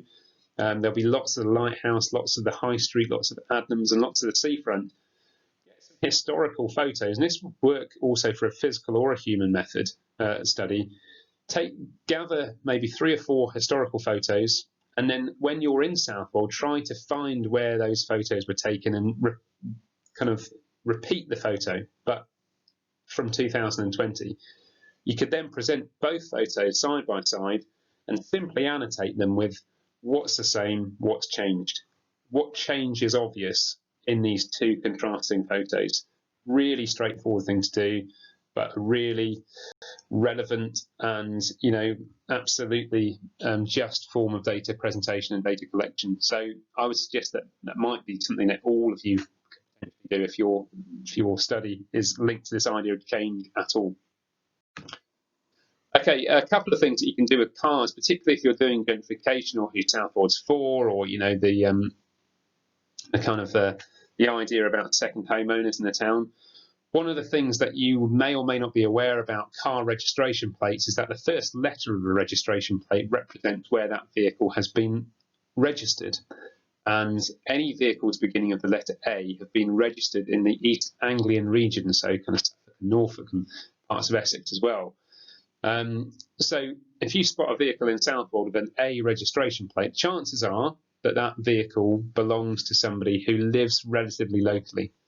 Anything with the registration B to Z, more chance that it belongs to somebody who is from further afield. Now, that gets less reliable the older the car is, because there's more chance that the car might have moved on to somebody else and now is no longer owned by the person that registered it. So sometimes people choose to do this by actually just recording cars that are maybe only 2 years old. And again, you can find the age of the cars by looking at their registration plate. But you may choose to survey, for instance, 50 vehicles at random and work out the proportion of those vehicles that are local and a proportion that are further afield, to again get an indication as to who it is that is in Southwold and who it's for. The DVLA, the kind of the National Licensing Agency, has a huge list of these different numbers, and you can simply just type that into Google, DVLA regional lists, and you'll get the screen that I've got there with all of those different codes, and it will tell you where those people have come from. So you may then ultimately choose to present this on a Coropath map to show the sphere of influence of Southwold and where people are coming from to be in the town. Footfall survey is kind of essentially an elaboration on a pedestrian count, or maybe even an age survey. There's a number of things you can do in terms of, you know, recording and measuring people and their characteristics other than just counting them. So footfall surveys may be useful if you're doing a study that then lends itself to looking at the impact that second home ownership is having on independent stores, because there are a number of independent stores that have an equivalent chain store on Southwold's High Street. So by that I mean there's a shop called Chapman's on Southwold's High Street that's been there for over 100 years. It's owned by a couple called Pete and Claire. I used to teach their son Josh, and they've run this news agents. Essentially, they sell cards and magazines and newspapers and drinks and things right in the middle of the Southwold's High Street. They've run it for years, but it's been, you know, in the family for a long time as well. It's the only one in the country. 10 years ago, almost opposite them, WH Smith's arrived and started selling exactly the same things. You know, much bigger brand with over 600 stores on the UK high streets, over 1,000 stores in things like train stations and airports and stuff like that up and down the country. So a much bigger brand. And because it's a more reputable brand, sometimes people are inclined to go and shop there because they know what they're getting, and perhaps not support the independent store because they're perhaps less familiar with what they would expect to get in that store. So you could perhaps look at the impact that this increasing amount of kind of chains on Southwold high streets are having on the independent stores by looking at physically, is there a difference between the amount of footfall into those shops? So potentially you could again discreetly locate yourself maybe 5 minutes or so outside Chapman's at a sensible distance and outside WH Smith's, and literally tally the amount of people that are going into those shops. Is there a significant difference? Because they're essentially selling the same things. Is the high street store, that is the national chain WH Smith's, taking away a significant amount of trade from Chapman's? Another thing that is quite unique in Southwold is that a number of these national chains arrive in Southwold and recognise that there are a number of people that will shop in independent stores only because they want to keep them going and they want to support them. So a few years ago, Southwold had a Waterstones that arrived on the high street, but discreetly, not discreetly, probably more nasty enough, manipulatively, Waterstones changed their shop front and changed their entire branding to make the shop look like an independent store. So the store is called Southwold Books, and it stands loud and proud still on Southwold's high street, and it looked like a nice independent bookshop. When you go in there and you go to the till and buy something, you are asked if you have got your Waterstones card, and you get a Waterstones receipt and a Waterstones bag, and you can kind of come out of that shop having bought a book feeling like you've actually just been done and you've had the wool pulled over your eyes, because it is a Waterstones shop in every single sense of the word, apart from the fact that it's got the words Southwold Books on the front of the store. So people are aware, businesses are aware that there are a number of people that are aware of this issue, that independent stores are threatened, and sometimes the high street stores use that to their advantage by kind of dressing themselves up in wool clothing. I don't know if that's the right analogy, but there we go.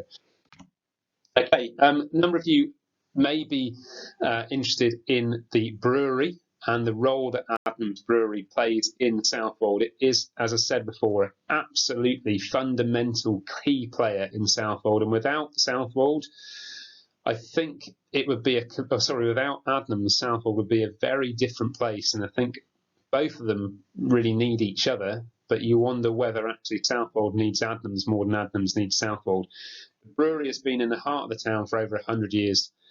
It owns some of the key properties in town, the main hotels, the main pubs, the biggest shop in the town. It's the biggest employer. It's the biggest influencer. Southwold used to have a tourist board, a tourist office on its high street up until about 7 or 8 years ago. They now no longer need it. They closed it because Adnams does so much marketing for the town. Its logo has even got the word Southwold underneath it. They sponsor national events. They have a huge social media following, and they create this brand of Southwold. And people, when they come to Southwold, often want to go and sample the local beer in the local place that it's brewed, a bit like kind of a Guinness in Dublin. They go on Adnams tours, and they end up those tours at Adnams flagship store where they can buy all sorts of things. So it has a huge role in shaping the economic prosperity and the economic future of Southwold, but it has a huge role in shaping the identity of it as well. It oversaw Southwold's biggest regeneration project, which I spoke about when you have the tour, the virtual tour. It also has this relationship in terms of the media representation of Southwold. How does the media representation of Southwold, which is promoted by Adnams, actually map to reality? So if you're more of a media student, there is this kind of focus that you could look at as well, which is quite a nice idea. Perhaps looking at doing collecting information from media sources initially before you come in, and actually collecting information in the field in Southwold. How much is the kind of the identity which is created online by Adnams actually a true representation of what this place is like? And then the other idea there, does the Coast Second Homeowners or Adnams shape the identity of Southwold most? So who are the biggest players? and which of those is actually the one with the most significant role in terms of shaping Southwold's identity. In your booklet, you've got this information. I've recognised that I've already talked for an hour and a half. This is a colossal introductory video, and you'll do well if you watch it all, but hopefully there'll be bits that are relevant and useful to you. This bit that is in the booklet about Adnams is on your screen now. Have a look at that. So I've talked about this a bit more in the virtual tour. The Tibby's Triangle part of Southwold is an area of regeneration. It's essentially Southwold brownfield redevelopment site. It's now very nice, very successful. In a certain point of view, it's not necessarily successful in terms of benefiting the locals, but it looks much better, much improved. And some of you may choose to focus upon its regeneration project as part of looking at Adnams' overall role in Southwold, or you might just look at it in terms of the regeneration success within this area, kind of specifically. £6.5 million was spent renovating this place, turning an old industrial site of lots of warehouses and functional buildings for Southwold's brewery into what is now a large modern housing development, but really kind of cool coastal properties rather than, you know, just your bog standard housing. 34 properties were made as a pop-up store as well, which is currently home to a nice quirky kind of stationery shop which teachers may enjoy visiting. And there's also a really nice cafe and the big kind of homeware store as well, plus Adnams' main retail outlet for all of their beers and their wines and their spirits. On this screen, I'm just going to flag up the mood meter down the bottom here. The mood meter is this piece next to my head, not that way, this way. There it is. A mood meter, again, if you look on Jogit, there'll be an explanation of mood meters. It's the idea of trying to assess the kind of the atmosphere that is represented in a particular place, and where you have regeneration, not only do they physically want to change the appearance of the place, but they want to make sure that the atmosphere created in that regeneration project is positive and is pleasant and is, you know, suitable for people to want to call that place their home. And the atmosphere within Tibby's Green, I often think, is very relaxed, very mellow and chilled out. And so it may well be that doing a mood meter is something that you consider. It's a nice form of qualitative data collection. You could also do perhaps a mood meter on the pier, on the high street, maybe on the seafronts. Obviously, it's weather dependent. So if you're doing a mood meter, that's going to be influenced by the conditions on the day, which are external factors. But it doesn't mean that you shouldn't do it. And it just might mean that there's limitations to reliability of your method when you did it. So have a look at mood meters on Jogit to see how you would go about completing it and whether it might be relevant to your study or not. There's just some nice pictures of Tibby Green. The Instagram and the Twitter logos there have reminded me that actually one of the things that you could do is you could do a method of data collection using social media sources. So you could potentially look at posts about Southwold. How many posts about Southwold have actually also got the hashtags Adnams in them? I imagine there's a significant proportion of pictures and posts that are relevant for Southwold from holidaymakers that actually in some way are connected to Adnams, whether it's actually somebody literally holding a beer or being on the Adnams tour or being in one of the Adnams hotels.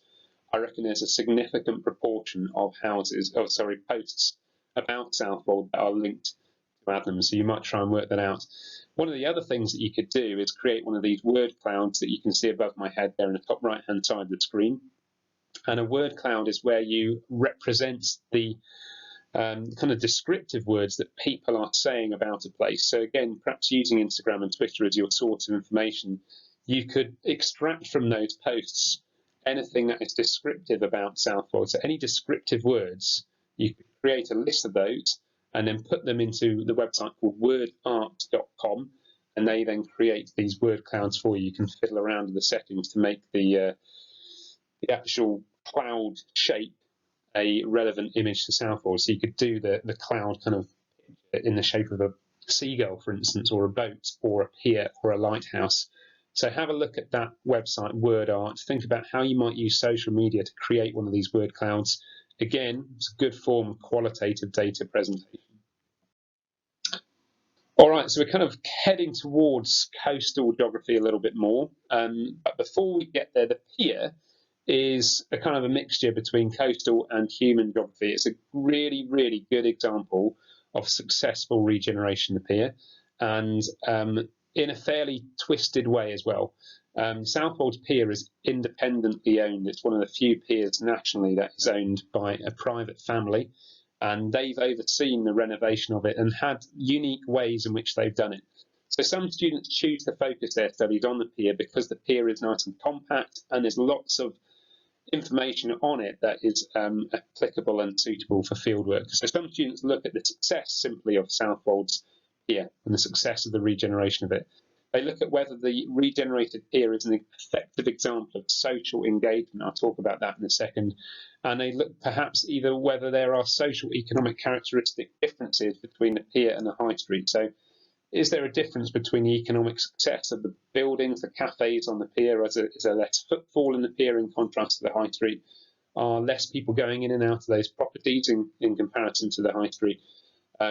Is there a different age bracket to people that are on the pier in comparison to the high street? So you could do a comparative study looking at the differences between the pier and the high street. Either way, the pier is a really good place to investigate. The one thing that is perhaps worth noting is that occasionally, maybe 6 to 7 times a year, if there's high winds and stormy seas, the pier is shut. So that would be a disaster. If you had your study completely based around the pier, and unfortunately on a day that you came it was really wild weather and the pier was shut, then we'd quickly need to think of a plan B. That shouldn't be the case. It'd be really bad.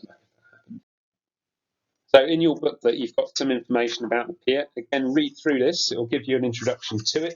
If you're interested in doing some work on the pier, I'm sure this is in here, there is, some work on the pier, then there's lots on the Southwold Pier website about the history of it. But what's good about the pier is that when it has been regenerated, it's been regenerated with a plan and a vision.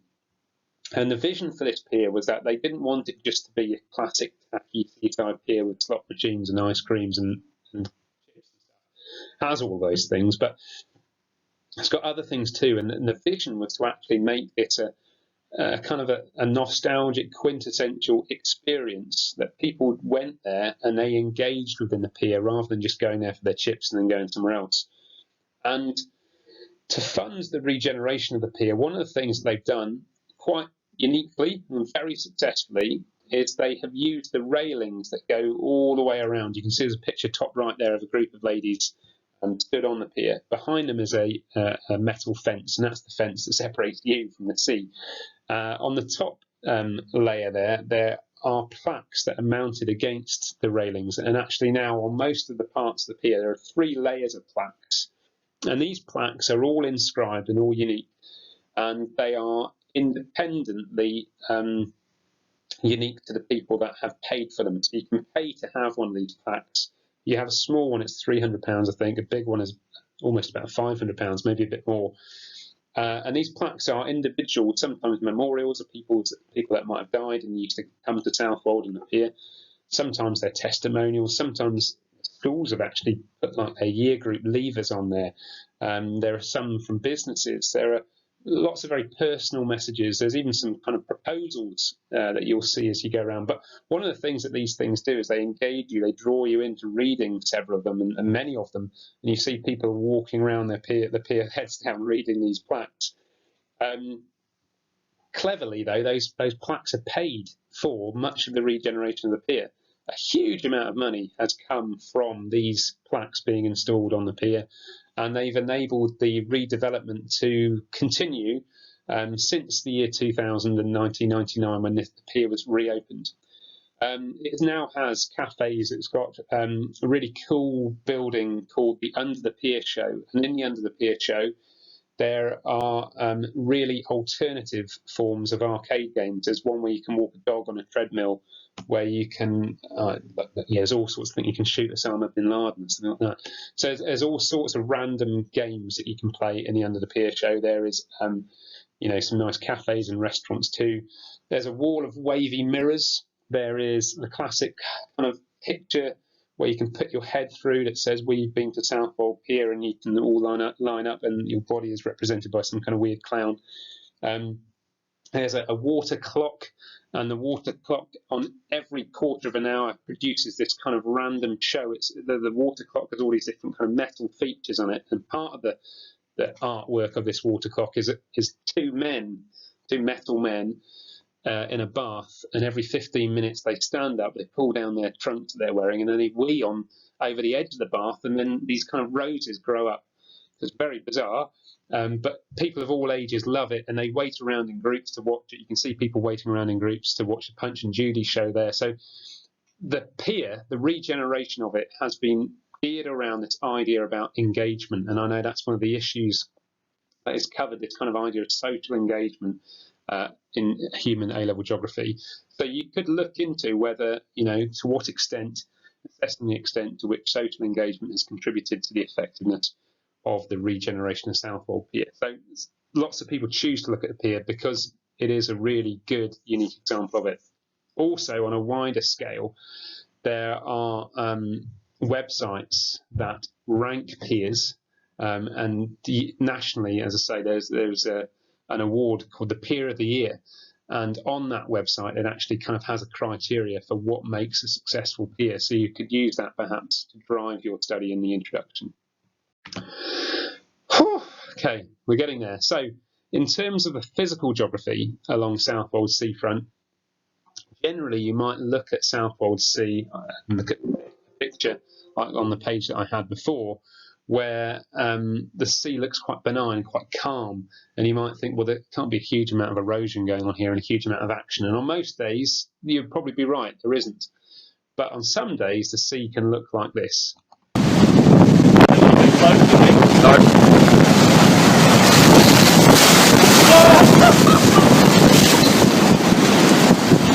Maybe a tad.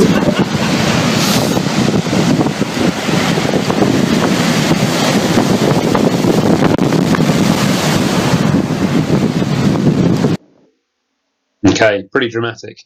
So on a day like that, you can see that the sea has got the potential to be very destructive.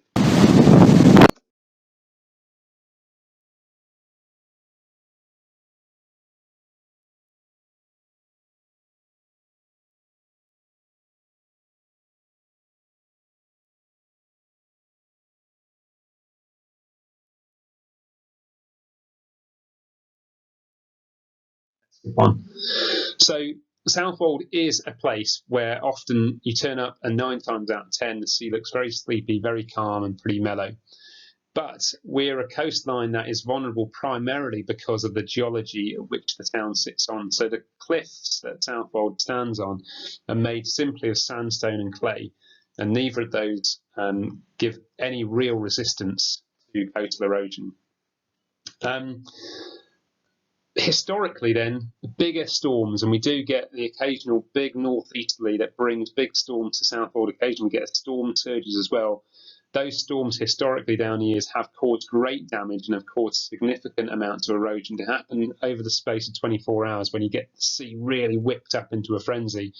And previously, along most coastlines in the UK, before any kind of more formal hard engineering was invented, most cliffs that were vulnerable were just kind of protected by a layer of timbers that were basically a kind of a wooden sea wall. And very often we would have these kind of big winter storms that would breach those barriers and cause significant coastal damage.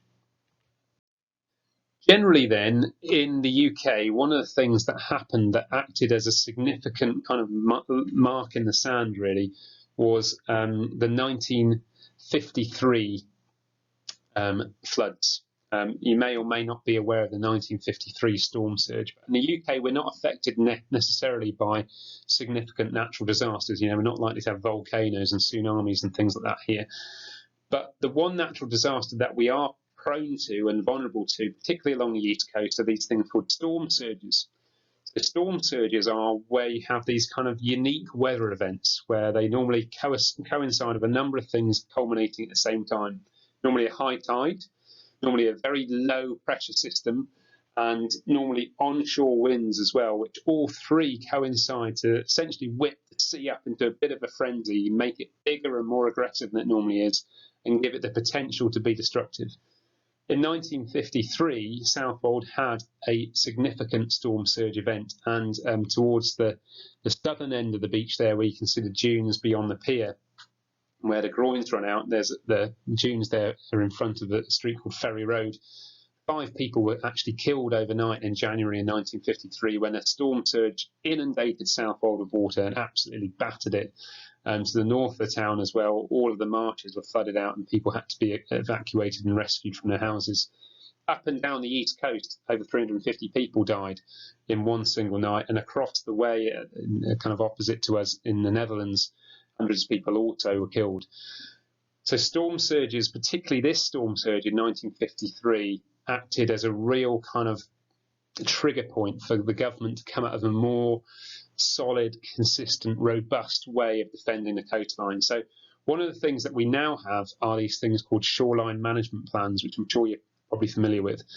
And shoreline management plans document the localized strategies for defending or protecting or actually managing the coastline. Because the whole UK coastline has got a plan, whether it's defended or not. There has been a decision taken about how that coastline and that section is going to be managed. Well, you can see from this picture here that very much the plan for Southwold is hold the line. And the most obvious form of defence that Southwold has is this big structured concrete that sits in front of it, the seawall. A seawall here is about 1.5 kilometres long. It's worth, the Environment Agency valued it at £20 million. It hasn't all been completed and installed at the same time, but since the 1960s, Southwold has had a seawall protecting it, a solid concrete seawall. And it was extended in the 1980s, which I'll tell you about in a little while. But the kind of the plan for the town is to hold the line. South and north of the town, there is a plan of managed retreat, particularly north of the town. To the south, the plan is more of a natural kind of soft engineering approach, where the idea is to have a kind of a managed section of sand dunes. But to the north of the town, we have this area called Eastern Bathans, which is actually being allowed to just erode, and that obviously creates kind of coastal conflict and issues. But if you're looking at coastal geography and doing a study on the physical aspect of Southwold's coastline, an awareness of the Southwold shoreline management plan would be useful, and looking at the Suffolk shoreline management plan, particularly for using in your introduction, would be wise. But just to give you the nuts and bolts of it at this point, the long-term plan is to try and protect the town from the risk of the sea. In 2013, 60 years after the storm surge in 1953, Southwold and the East Coast had an even bigger storm surge event. But in the meantime, sea defences had been installed. And although the storm surge was actually bigger in terms of the height that it reached, it didn't breach the sea defences that were in place. Nobody was killed, nobody was injured, and there were actually no damage in Southwold to properties up and down the coast. There was, but at Southwold, the defences did their job of keeping the sea at bay. Oh, all right. So I'm not sure whether that video will have played or not.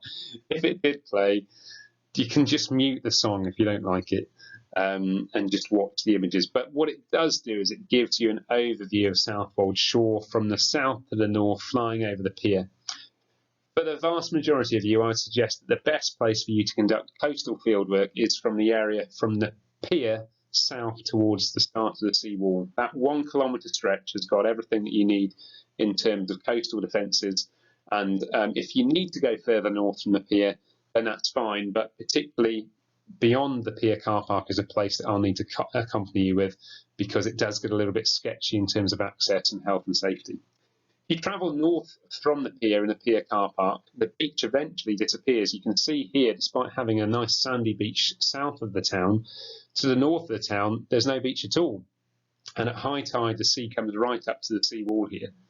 If you swung this camera angle around and looked to the north rather than to the south, you would then see this. And ultimately, the sea defences and the sea wall that protects Southwold has to run out.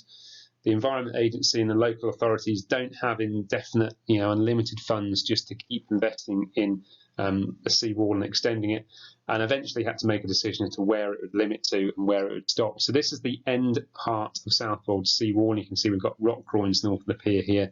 The last one there is in line with the end of the seawall. So those sea defences do the job and did the job of protecting the town from storm surges and ongoing coastal erosion. However, it would be frustrating if you lived beyond the extent of those sea defences, and unfortunately people do. And those two properties there are both properties owned by a chap called Mr. Peter Boggett, and a lot of the land that you'll see beyond and behind those houses are also owned by the Boggett family, who farmed and owned the land up here for over 3 generations. So you can imagine in the 1980s, when this extension to the seawall was installed and the sea defences were improved, that the Boggett family were a bit miffed, because actually their houses and the vast majority of the property that they own has not been protected by Southwold sea defences. They live about 10 metres beyond the end of the seawall, so actually any future erosion would have affected those houses. So this is one of the unique stories in Southwold, this idea of coastal conflict. And linking to this chap, Peter Boggett. There he is. Peter Boggett was an engineer as part of his career, and one of the things that he was adamant about was that the sea defences at Southwold should be extended to at least cover the protection for those 2 houses there, the house that he and his ex-wife lived in. Mr. Boggett then campaigned for a long time through the late 1980s and throughout the whole of the 1990s to try and get these sea defences extended. But unfortunately, the local authorities, the Environment Agency, said, look, just haven't got the funds to do that. And their decisions are based mainly on having high value land to protect. So normally their investments are places where there's a significant amount of people or where there's a significant value to the land. And unfortunately for Mr. Boggett, the value of the land here and the amount of people at Easton Badlands just wasn't enough for them to justify spending more money on protecting his property. So he said, well, fair enough, then if you don't do anything about it, I will, and I'll take matters into my own hands. And he was good to his word. So Mr. Boggett created a very unique example of DIY sea defences. He actually was very resourceful, and he contacted lots of local construction companies in the late 1990s and said, look, I've got a problem and I think you can be my solution. I'm looking to create my own defences, and what I need is rubble. I need material. I need any kind of stuff that you don't need from any building projects that you're doing. I need it on my beach. And so lots of construction companies have to actually work in demolition before they construct whatever it is that they're building. And they often deal in and have to dispose with lots of rubble and lots of waste material. So this is what Mr. Boggett wanted. And he kind of publicly said, oh, I'm dumping soil on the beach here and it's all good quality stuff. But the reality was that actually he invited all of these local construction companies to dump stuff on his beach, but none of it was regulated by anybody at all. He created this rough track that went up the back of the seawall here. And lorries used to come up there, reverse, and then tip their loads onto the beach. And he, Mr. Boggett himself, and a couple of his friends had bulldozers that they used to align the material and compact it and to drag it and to put it in place along the beach in front of the cliffs there, with the idea of basically adding a reinforcement to the cliffs and to prevent future ongoing erosion. Amazingly, Mr. Boggett did this for 9 years. This went on between the year 2000 and the year 2009. And just an unthinkable, colossal amount of material, rubbish, was added onto the beach, unregulated material.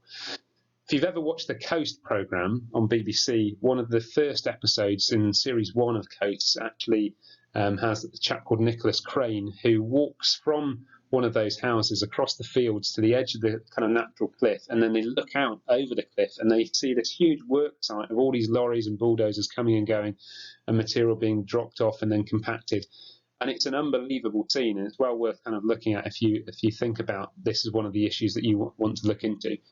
But yeah, incredibly, over this period, Mr. Boggett dumped an unbelievable amount of material onto the beach. The material at its peak stretched over a kilometre north, 25 metres deep, and roughly probably about 10 metres high as well.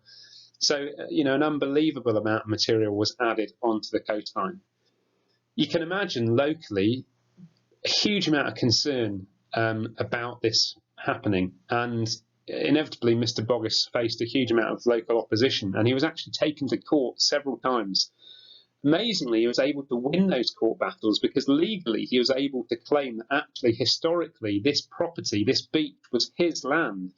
And it was his land before coastal erosion had taken away the top part of it, but the original deeds to his property ownership stretched way beyond the beach and actually into the sea, and were actually now underwater. So he was legally able to argue that he owned this land, he owned this beach, and it was his to do with what he wanted and defend with however he liked. Ultimately, in 2009, he was pulled into court again, and he lost a court case. On this instance, I think it was English Heritage or English Nature that presented the case against him and said that what he was doing was actually preventing a natural exposure of fossils along this coastline here, and it couldn't be allowed to continue, and he had to stop doing it. Crucially, though, they didn't say to him that they had to remove the material that he'd placed there, but they just said that you just can't add any more. So in the years since, that material has gone. And it hasn't gone because it's been removed by man, it's gone because it's been removed by the sea. The sea has claimed that material, has dragged it, has eroded it and pulled it into the North Sea. And the worrying thing is that material was a mixture of all sorts of horrible stuff. So coils and metals and asbestos and concrete and bricks and corrugated sheets and plastic and rubber tyres. Literally all sorts of horrible stuff was in that mixture, and it's now most of it under the water, but increasingly a lot of it washes up onto Southwold's beach as well. And as you wander along Southwold's town beach, you'll notice little kind of red stones. They're not stones, they're just kind of smooth bricks that have been sculpted into the kind of pebble-like shapes. So there has been this legacy of, a huge amount of material now being out in the sea that shouldn't be there. But you can see that Mr. Boggs' house is still there. When you zoom in a bit closer, the reason for his house still being there is because in front of his house he added an extra layer of enforcement of what you can see as those kind of triangular, what are called tri-blocks made out of concrete. Allegedly, he spent a further £60,000 on installing those in front of those properties to essentially act as a second layer of defence to kind of disperse the energy of the sea as it broke against the cliffs. And they've been hugely effective, actually. And the coastline there hasn't retreated at all. And they've done their job. Beyond where he put those extra tri-blocks in, all of that material has now been returned to the sea or ended up in the sea, whereas the bit in front of his house has remained there. So in the 20 years or so since those were installed, coastal erosion has not been able to touch that part of the coastline. Beyond it, the erosion rates here are about 3 to 5 metres a year and are very, very rapid. So one of the things that we have at Southwold, which is quite unique, is potentially evidence of a mini sediment cell. Sediment cells normally operate on a much bigger system. One of the things that we do every year is we walk up and down the coastline with the Environment Agency representatives, and we talk about the changes that we've both spotted along the coast, and we kind of compare our evidence and our theories and our thoughts about what's going on. Because one of the things that's difficult about measuring characteristics of a sea is that a sea is a dynamic beast. It's full of energy, and it's energy that can be whipped up by winds and weather systems, and it's constantly changing, and it doesn't always fit the black and white system that you would expect it to. So there's significant change and uncertainty about the way in which any coastline behaves.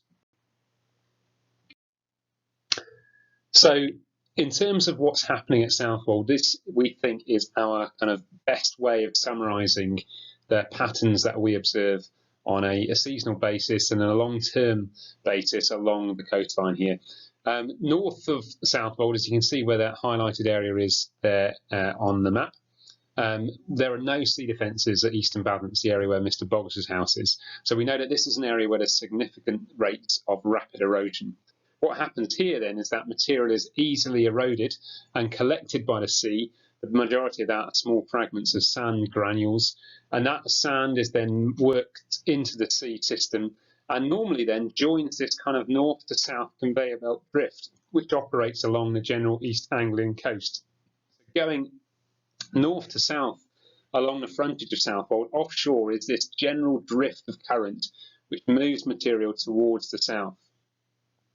It then passes in front of Southwold's town, but is then intersected by the River Blythe river current, which then flows out into the North Sea here. So a lot of the material that is essentially trying to move south can't get any further than this river current here.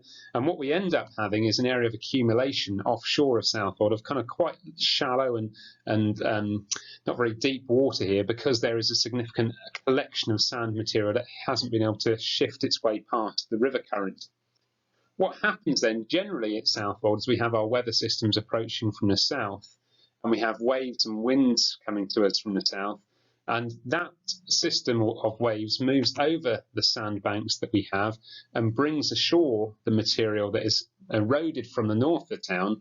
It brings it ashore in the first instance generally at the south of the town, which is why we have a wider beach at this end, and then progressively that material is then moved north again by longshore drift towards the pier and towards ultimately Eastern Badham. So you have this kind of cellular system that's in operation, and it works in almost like this clockwork system. So that explains why Southwold's coastline looks like this. We have one end of it where the beach huts are on the sand dunes, where the sand is nice and wide. The beach is nice and wide, up to about 30 to 35 metres at this point, with a sand dune system as well. And then very quickly, as you make your way towards the pier and beyond the pier, that beach declines and it's kind of truncates itself and becomes much smaller. So this is as a result of two major things, and the major things that shape the morphology of the beach are the waves that affect that coastline. And the waves that we have are determined by two different factors, and those factors are both linked to the winds that we have. So you will have probably all heard about prevailing winds, and I think you've got this diagram in your booklet as well.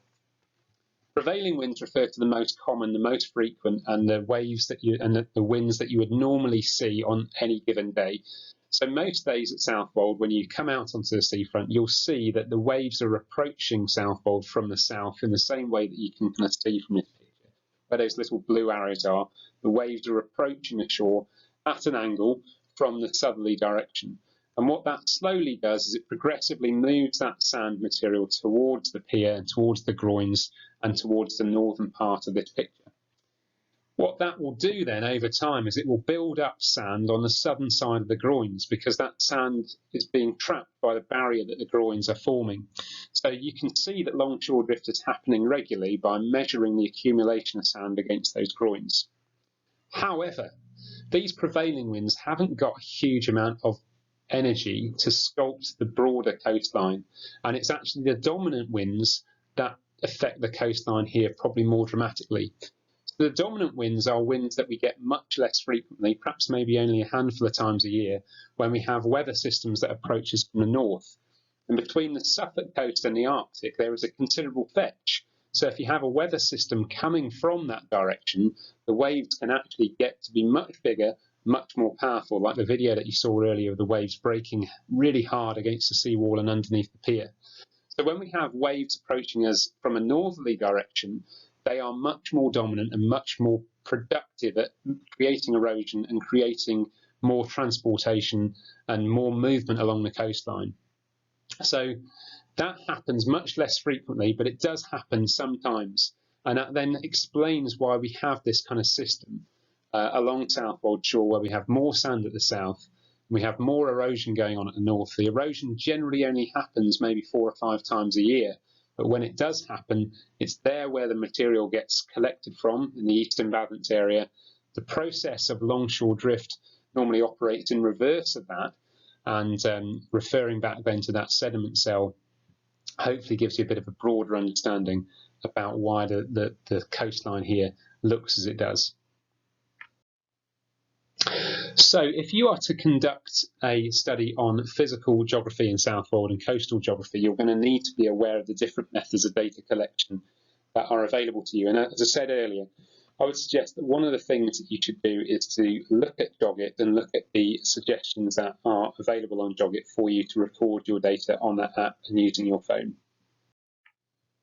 A couple of things that are useful in Southwold. This thing here, a longshore drift orange test. So this is where you release an orange into the shore, the sea, and then you time over a set period, and later then record how far that orange has moved. So to do this, it's up to you really, the methodology, but normally I would suggest that you use a marker, perhaps a ranging pole or a significant stone, and you place that in line of where you throw the orange into the water. You then start timing for the set amount of time that you want, and then at the end of that time you press stop again, and with a second marker you mark the point in line on the beach of where that orange is drifted to. You then need to measure the difference between those 2 points, and that then is the distance that the orange has moved. And because you've then got your time as well, you can divide your distance by time, and you can create the velocity there of your orange.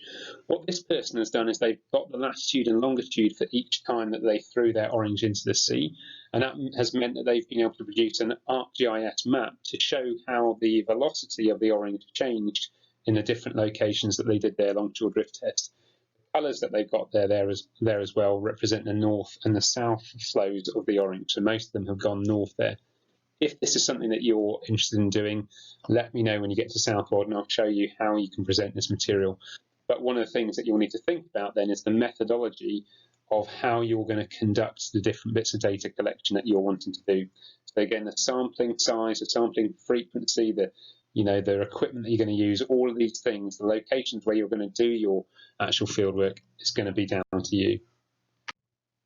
Another thing that you could do is try to assess the impact of the coastal defences on the beach morphology, and very often the most traditional way of doing this is a beach profile. Beach profiles are essentially a way of measuring the changing gradient along the profile of the beach, and you can either do it from the shore up to the seawall or from the seawall down to the shore. It doesn't really matter, but ultimately you'll produce a graph that shows the gradient of that beach. I would suggest that with a number of the different methods you're doing, particularly coastal geography, it makes sense to take a picture as well of your fieldwork site. So, a graph can be fine and it's a bit more scientific, but actually if you're doing a study or trying to make a point about the changing morphology of the beach, it would also make sense to take photos. So you can see here this person's actually layered their graph onto the actual photograph that they have of the beach. So it's a kind of effective way of integrating the two. Beach profiles require 2 ranging poles, a tape measure and a clinometer device which measures your gradient. And it also normally require at least 2 people doing it. So if you're doing a beach profile, you might want to think about who you could perhaps team up with to make yourself more efficient. One of the things that I would say about a beach profile is that generally of all the methods of data collection, they are one of the most time-consuming things to do. So really make sure that if you're intending to do this, that you're completely clear that the results of this are going to help you and are actually really useful. An alternative could be doing something such as beach size measurements or sand height accumulations or seawall measurements. In terms of sand height accumulation, for this one, what you're looking to do is to try and prove the effectiveness of groins or maybe the evidence of longshore drift. So you can do this by measuring the sand height accumulations that you have either side of a groin.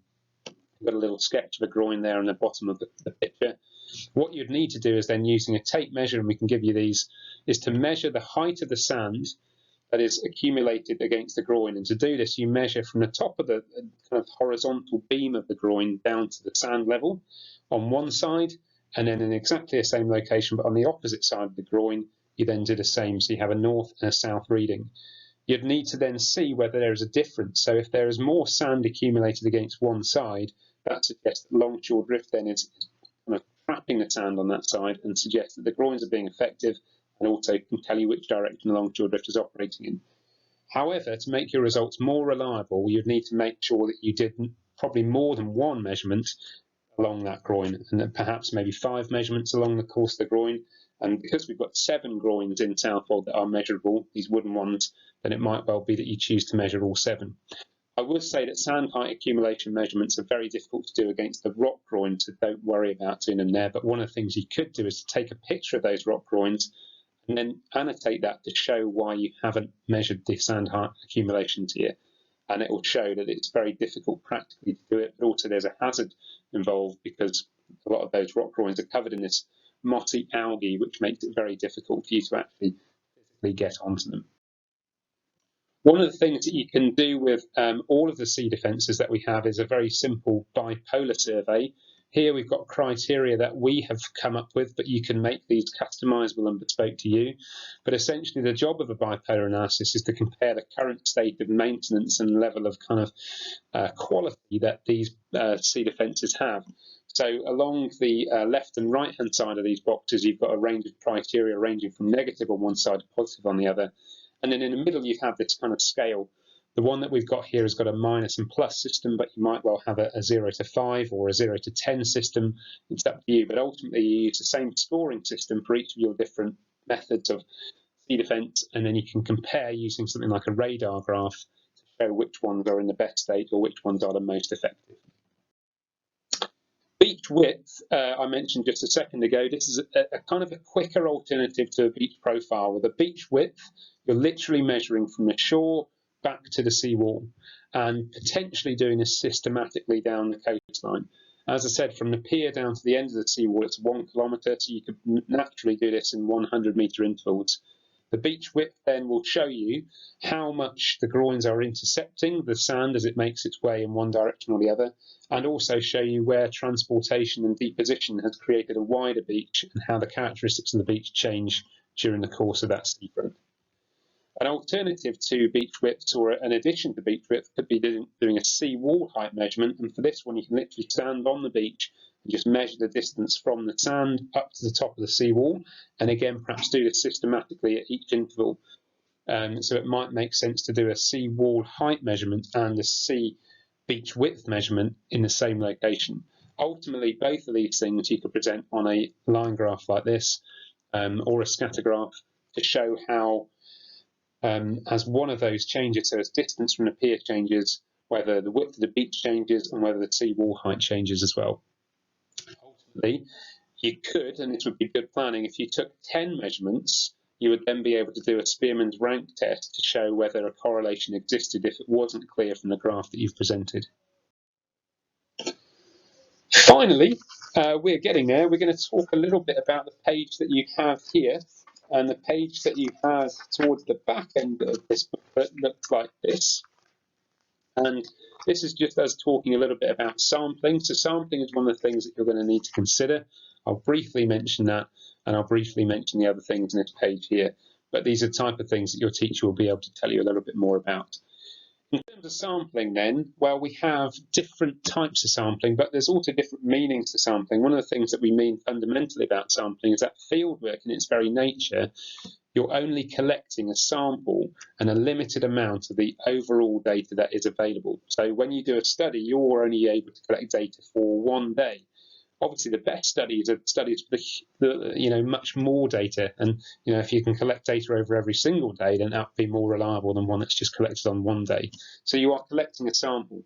You're also not going to every single site in Southwold. It's not going to be feasible that you do that. So you're choosing which sample sites you go to try and give you a good reflection of the total picture. The other thing to think about are the sampling types that we have.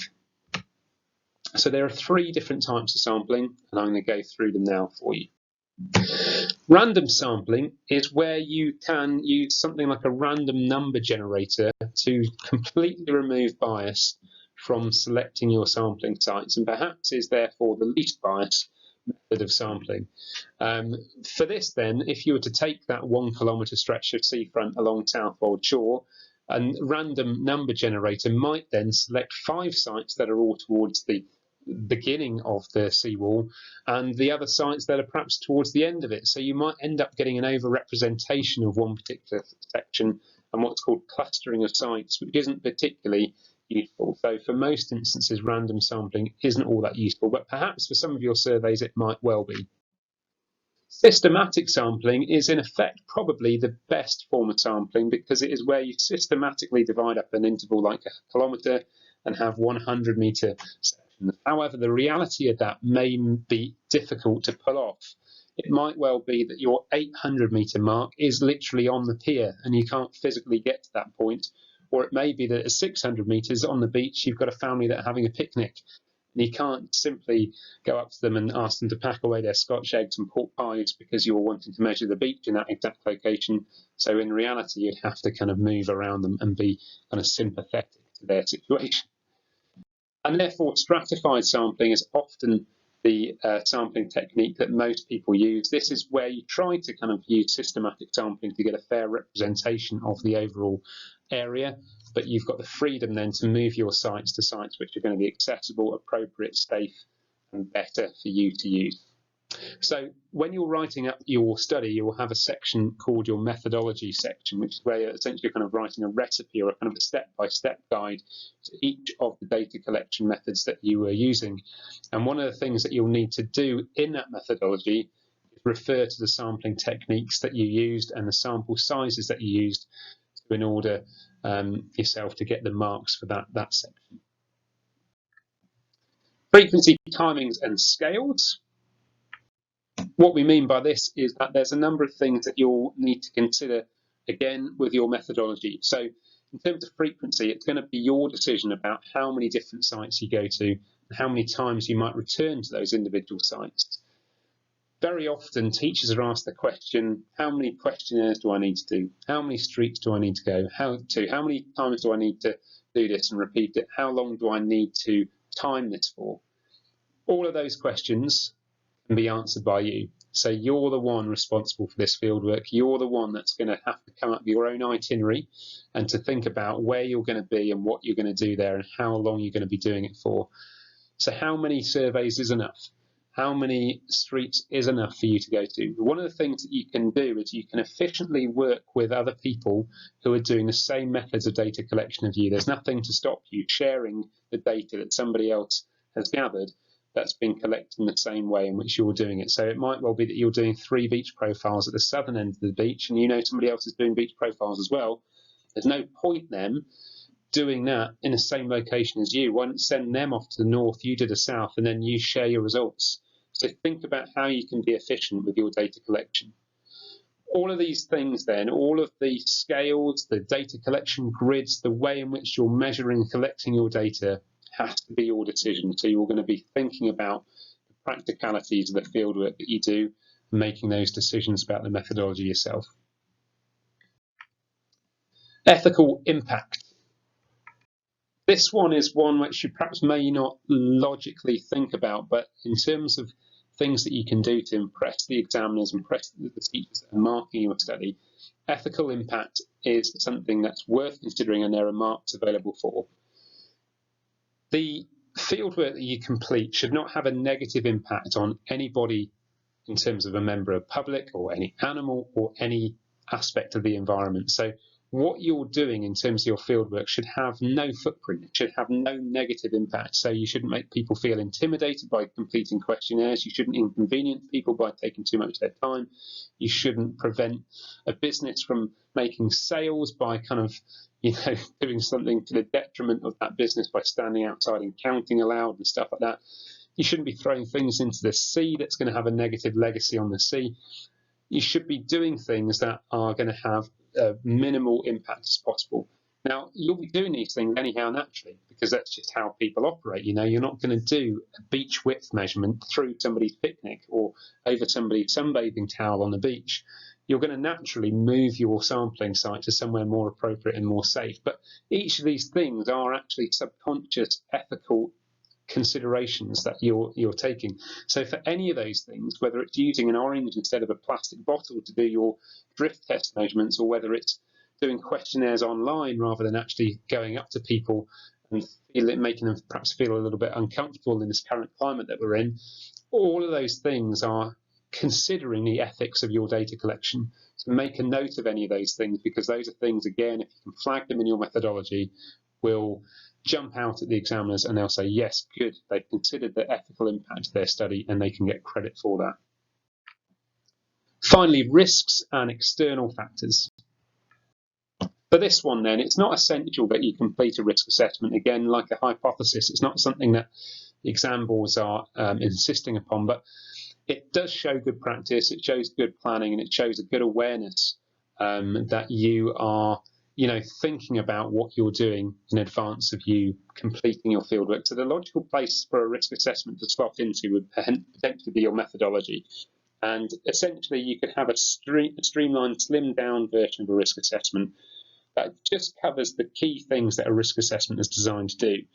And that is to identify potential risks associated with the fieldwork that you do, and then to simply state the measures and the steps that you've taken to reduce the risks of that fieldwork. So, for instance, if you're working on the beach, a potential risk is drowning by being trapped by a rising tide.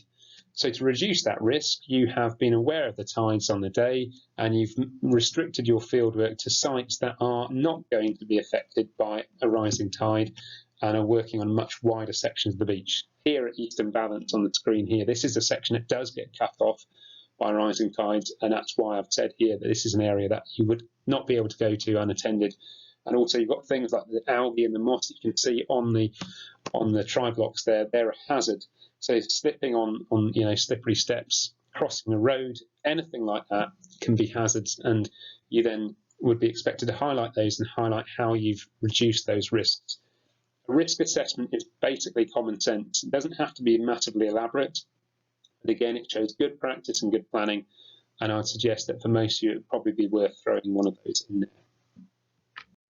Okay, last bits that we're going to cover is just giving you a bit more of an idea about this thing called GIS and Geographical Information Systems.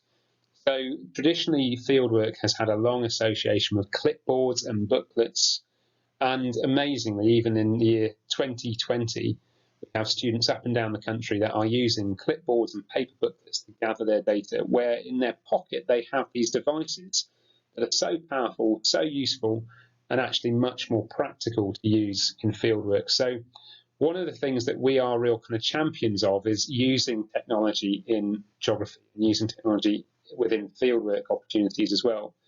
Now, even without using the Jogit app, there's a number of things that you can do just using your phone, particularly gathering the latitude and longitude coordinates using a maps or a compass app on your phone. So I would suggest that you do that, and before you come, you work out what methods of data collection that you might be using might be useful to geostamp, and work out how to gather the latitude and longitude coordinates from your phone. Some instructions here for the iPhone on Google Maps, but you'll find that if you just type into Google and you've got an Android device, it's very easy to work out how to do it on any phone. So Jogit is the fieldwork app that we have designed specifically for geography students in the UK. There are a number of different individual methods, things like a decibel meter app that you can get. There are things that you can do called Sketch, where you can annotate photos. There is an ArcGIS Survey 123 map, which is quite good for things like questionnaires and stuff like that. But there's nothing specifically that has been designed with geography students and geography fieldwork in mind, as the forefront of those customers. And we felt it's time that actually we started scrapping clipboards and making data collection much more modern by using the technology that we have on our phones. So we spent a long time developing Jogit. We're really happy with what it now does. It has 35 different methods of data collection built into it.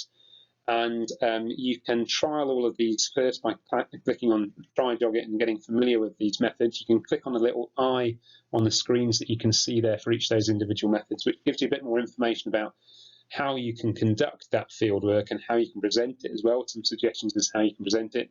But ultimately, when you're ready, you can click on the Start New Fieldwork button on the home page there. You select the methods of fieldwork that you want to use. You then select the amount of sites that you want to visit, and you then ultimately start collecting your data, but using your phone. What happens is then behind the scenes is you have several different Excel spreadsheets that are then built and added to as you collect your data. So your spreadsheets that you would normally manually fill in are being filled in as you go on an Excel spreadsheet behind the scenes in Jogit. Ultimately, when you've finished your fieldwork, you can click on Send Me My Results, and an email is generated to your email, and you then receive an email like this, and attached to that email will be your Excel spreadsheet data. You're simply able then to drag that data onto a web page called ArcGIS, which looks like this map to the right here, and very quickly your data is then translated into proportional symbols and located in the exact location where you gathered that data from. You can then change and adapt and manipulate that data into various different formats. You can change these kind of base maps that you've got. And you can then crop and copy and paste that map that you have made. So that kind of customizable, bespoke, homemade GIS map that you've made, you can copy that into a Word document and you can use it to create very modern bits of base presentation like we have on the screen here. This person has done a GIS map to represent holiday home mapping. For an examiner, that's absolutely spot on, high quality presentation, modern techniques of collection using latitude and longitude, using GIS and doing a number of high level things that they would look at and say, fantastic, that's way better than a bar chart, for instance. So getting familiar with ArcGIS, I would certainly suggest. And in the back of the booklet that you have got here, you've got a double page spread which has the step-by-step guide as to how to produce a map in ArcGIS, and it really is dead easy, particularly if you've used Jogit to collect your data. Finally, the last bit that I'm going to go through is just some recommendations before you come about doing some pre-reading and looking at some useful secondary sources. I'm going to skip through each of these because they're in your booklet anyhow on this page, but each of these websites have their own GIS maps that you're able to access and extract and use, and I'd recommend visiting them, particularly the ones that are going to be relevant to your study. A couple of other ones that didn't make it into the booklet. This one's called Channel Coastal Observatory. If you're doing a longshore drift test, this in particular might be a useful web page. This has got live weather data taken from the buoys that are in the water around the UK coast, so you can get very accurate readings of wind direction and wave power and things like that from these buoy readings. Another good one for longshore drift tests is a good website called windy.com, and that has a number of different maps, including obviously wind patterns, live wind patterns, but also swell and wave patterns too. And it can also show you quite a lot of weather systems as well. But that might be useful depending on what you're doing. So it's pretty much there. What an epic. We're getting towards 2.5 hours worth of the video. If you've watched all of this, amazing effort. And I'm sorry that I've droned on so much, but by doing this, you have saved yourself pretty much, it would be a day's worth of a course that we would normally do in Southwold. You've also got the tour of Southwold, so that would be your first day really. So you've saved yourself that, and what you have now got is a setup where you hopefully have got much more of an idea about what the NEA involves and what you can do physically in Southwold on your NEA. Ultimately, this is your challenge then, isn't it, over the next couple of weeks, is to start planning your study, referring back to that kind of template that we looked at before, holy grail thing that I keep saying. Title, the sub-questions and the methods, it's that kind of foundation that is going to be important for you to develop and to try and work on over the next few weeks. But if you can get that done, then as I said a few times, you can have confidence that when you arrive in Southwold, you're ready to go. First thing is deciding on your issue, then picking your title or the aim for your study, coming up with 3 supporting relevant sub-questions that are going to help you answer the aim that you've set, and then trying to choose at least 2 methods of data collection, including a mixture of secondary and primary sources, and hopefully qualitative and quantitative too, that help you answer your sub-questions. Ultimately, finally, we're looking for you to come to Southwold on the day's fieldwork that you have, ready to hit the ground running with your own booklet and your own itinerary and your own plan of what it is that you need to do to make the most of your time in a town where you need to go. Obviously, you can ask me any questions on the day in terms of demonstrating methods that you might want a little bit of help with, or perhaps directing you to particular places that may be useful for you. In advance of you coming as well, definitely contact me if you need to ask any specific questions about your fieldwork. I'm more than happy to reply, give you some guidance if I can. But what you've got to try and do is to arrive in Southwold ready to hit the ground running, to get out there and to collect your data and to make the most of that time. Before you come, these are the key things, just to reiterate again, and I'll leave these up here. Sample size, it's going to be up to you. Frequency, scales, how you're going to record your data, what equipment you're going to use. If there's anything specific that you're not sure I will have, email me first. And if I haven't got it, I'll make sure I do get it so you can use it in Southwold.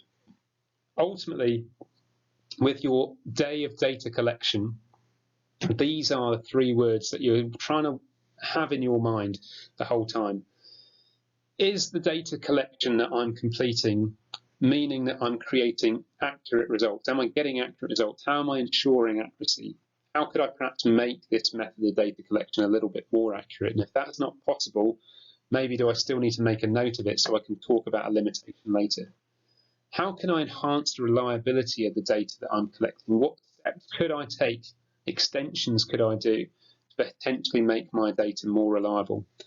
And ultimately, how valid is it? How useful and reliable and good overall is this data that I'm collecting? Is it going to be useful and valid to the questions that I've set and relevant to my study? The other thing that some of you may want to think about, and again, have a question or a conversation with your teachers about this, you don't have to, but some students may have studies that lend doing a stats test to them more obviously. Do you need to include a stats test into your study? Will it benefit your study?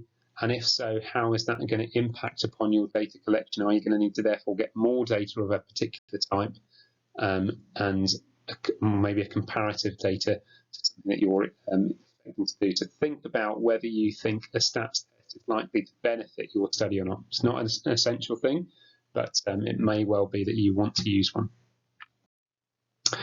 So that's it, pretty much. Where to go from here? It's this, isn't it? So this is the thing that we've got to be having in our minds, trying to work on that. You don't necessarily have to write on the one that you've got in your booklet there, but it's that structure that you need to work on. Maybe several bits of A4 that might be scrunched up and thrown in the bin and rejigged and revised. But I would suggest that that's the thing that you now need to start getting your head on with the structure of your study, so you're ready to go when you get here. Really looking forward to meeting you all. Really looking forward to hopefully having a nice day with nice weather and introducing you to Southwold. And as I say, anything in the meantime that you would like to ask or want to know about the town, practical aspect or logistical aspect, anything like that, just let me know. See you in a few weeks. Best wishes and good luck with your planning.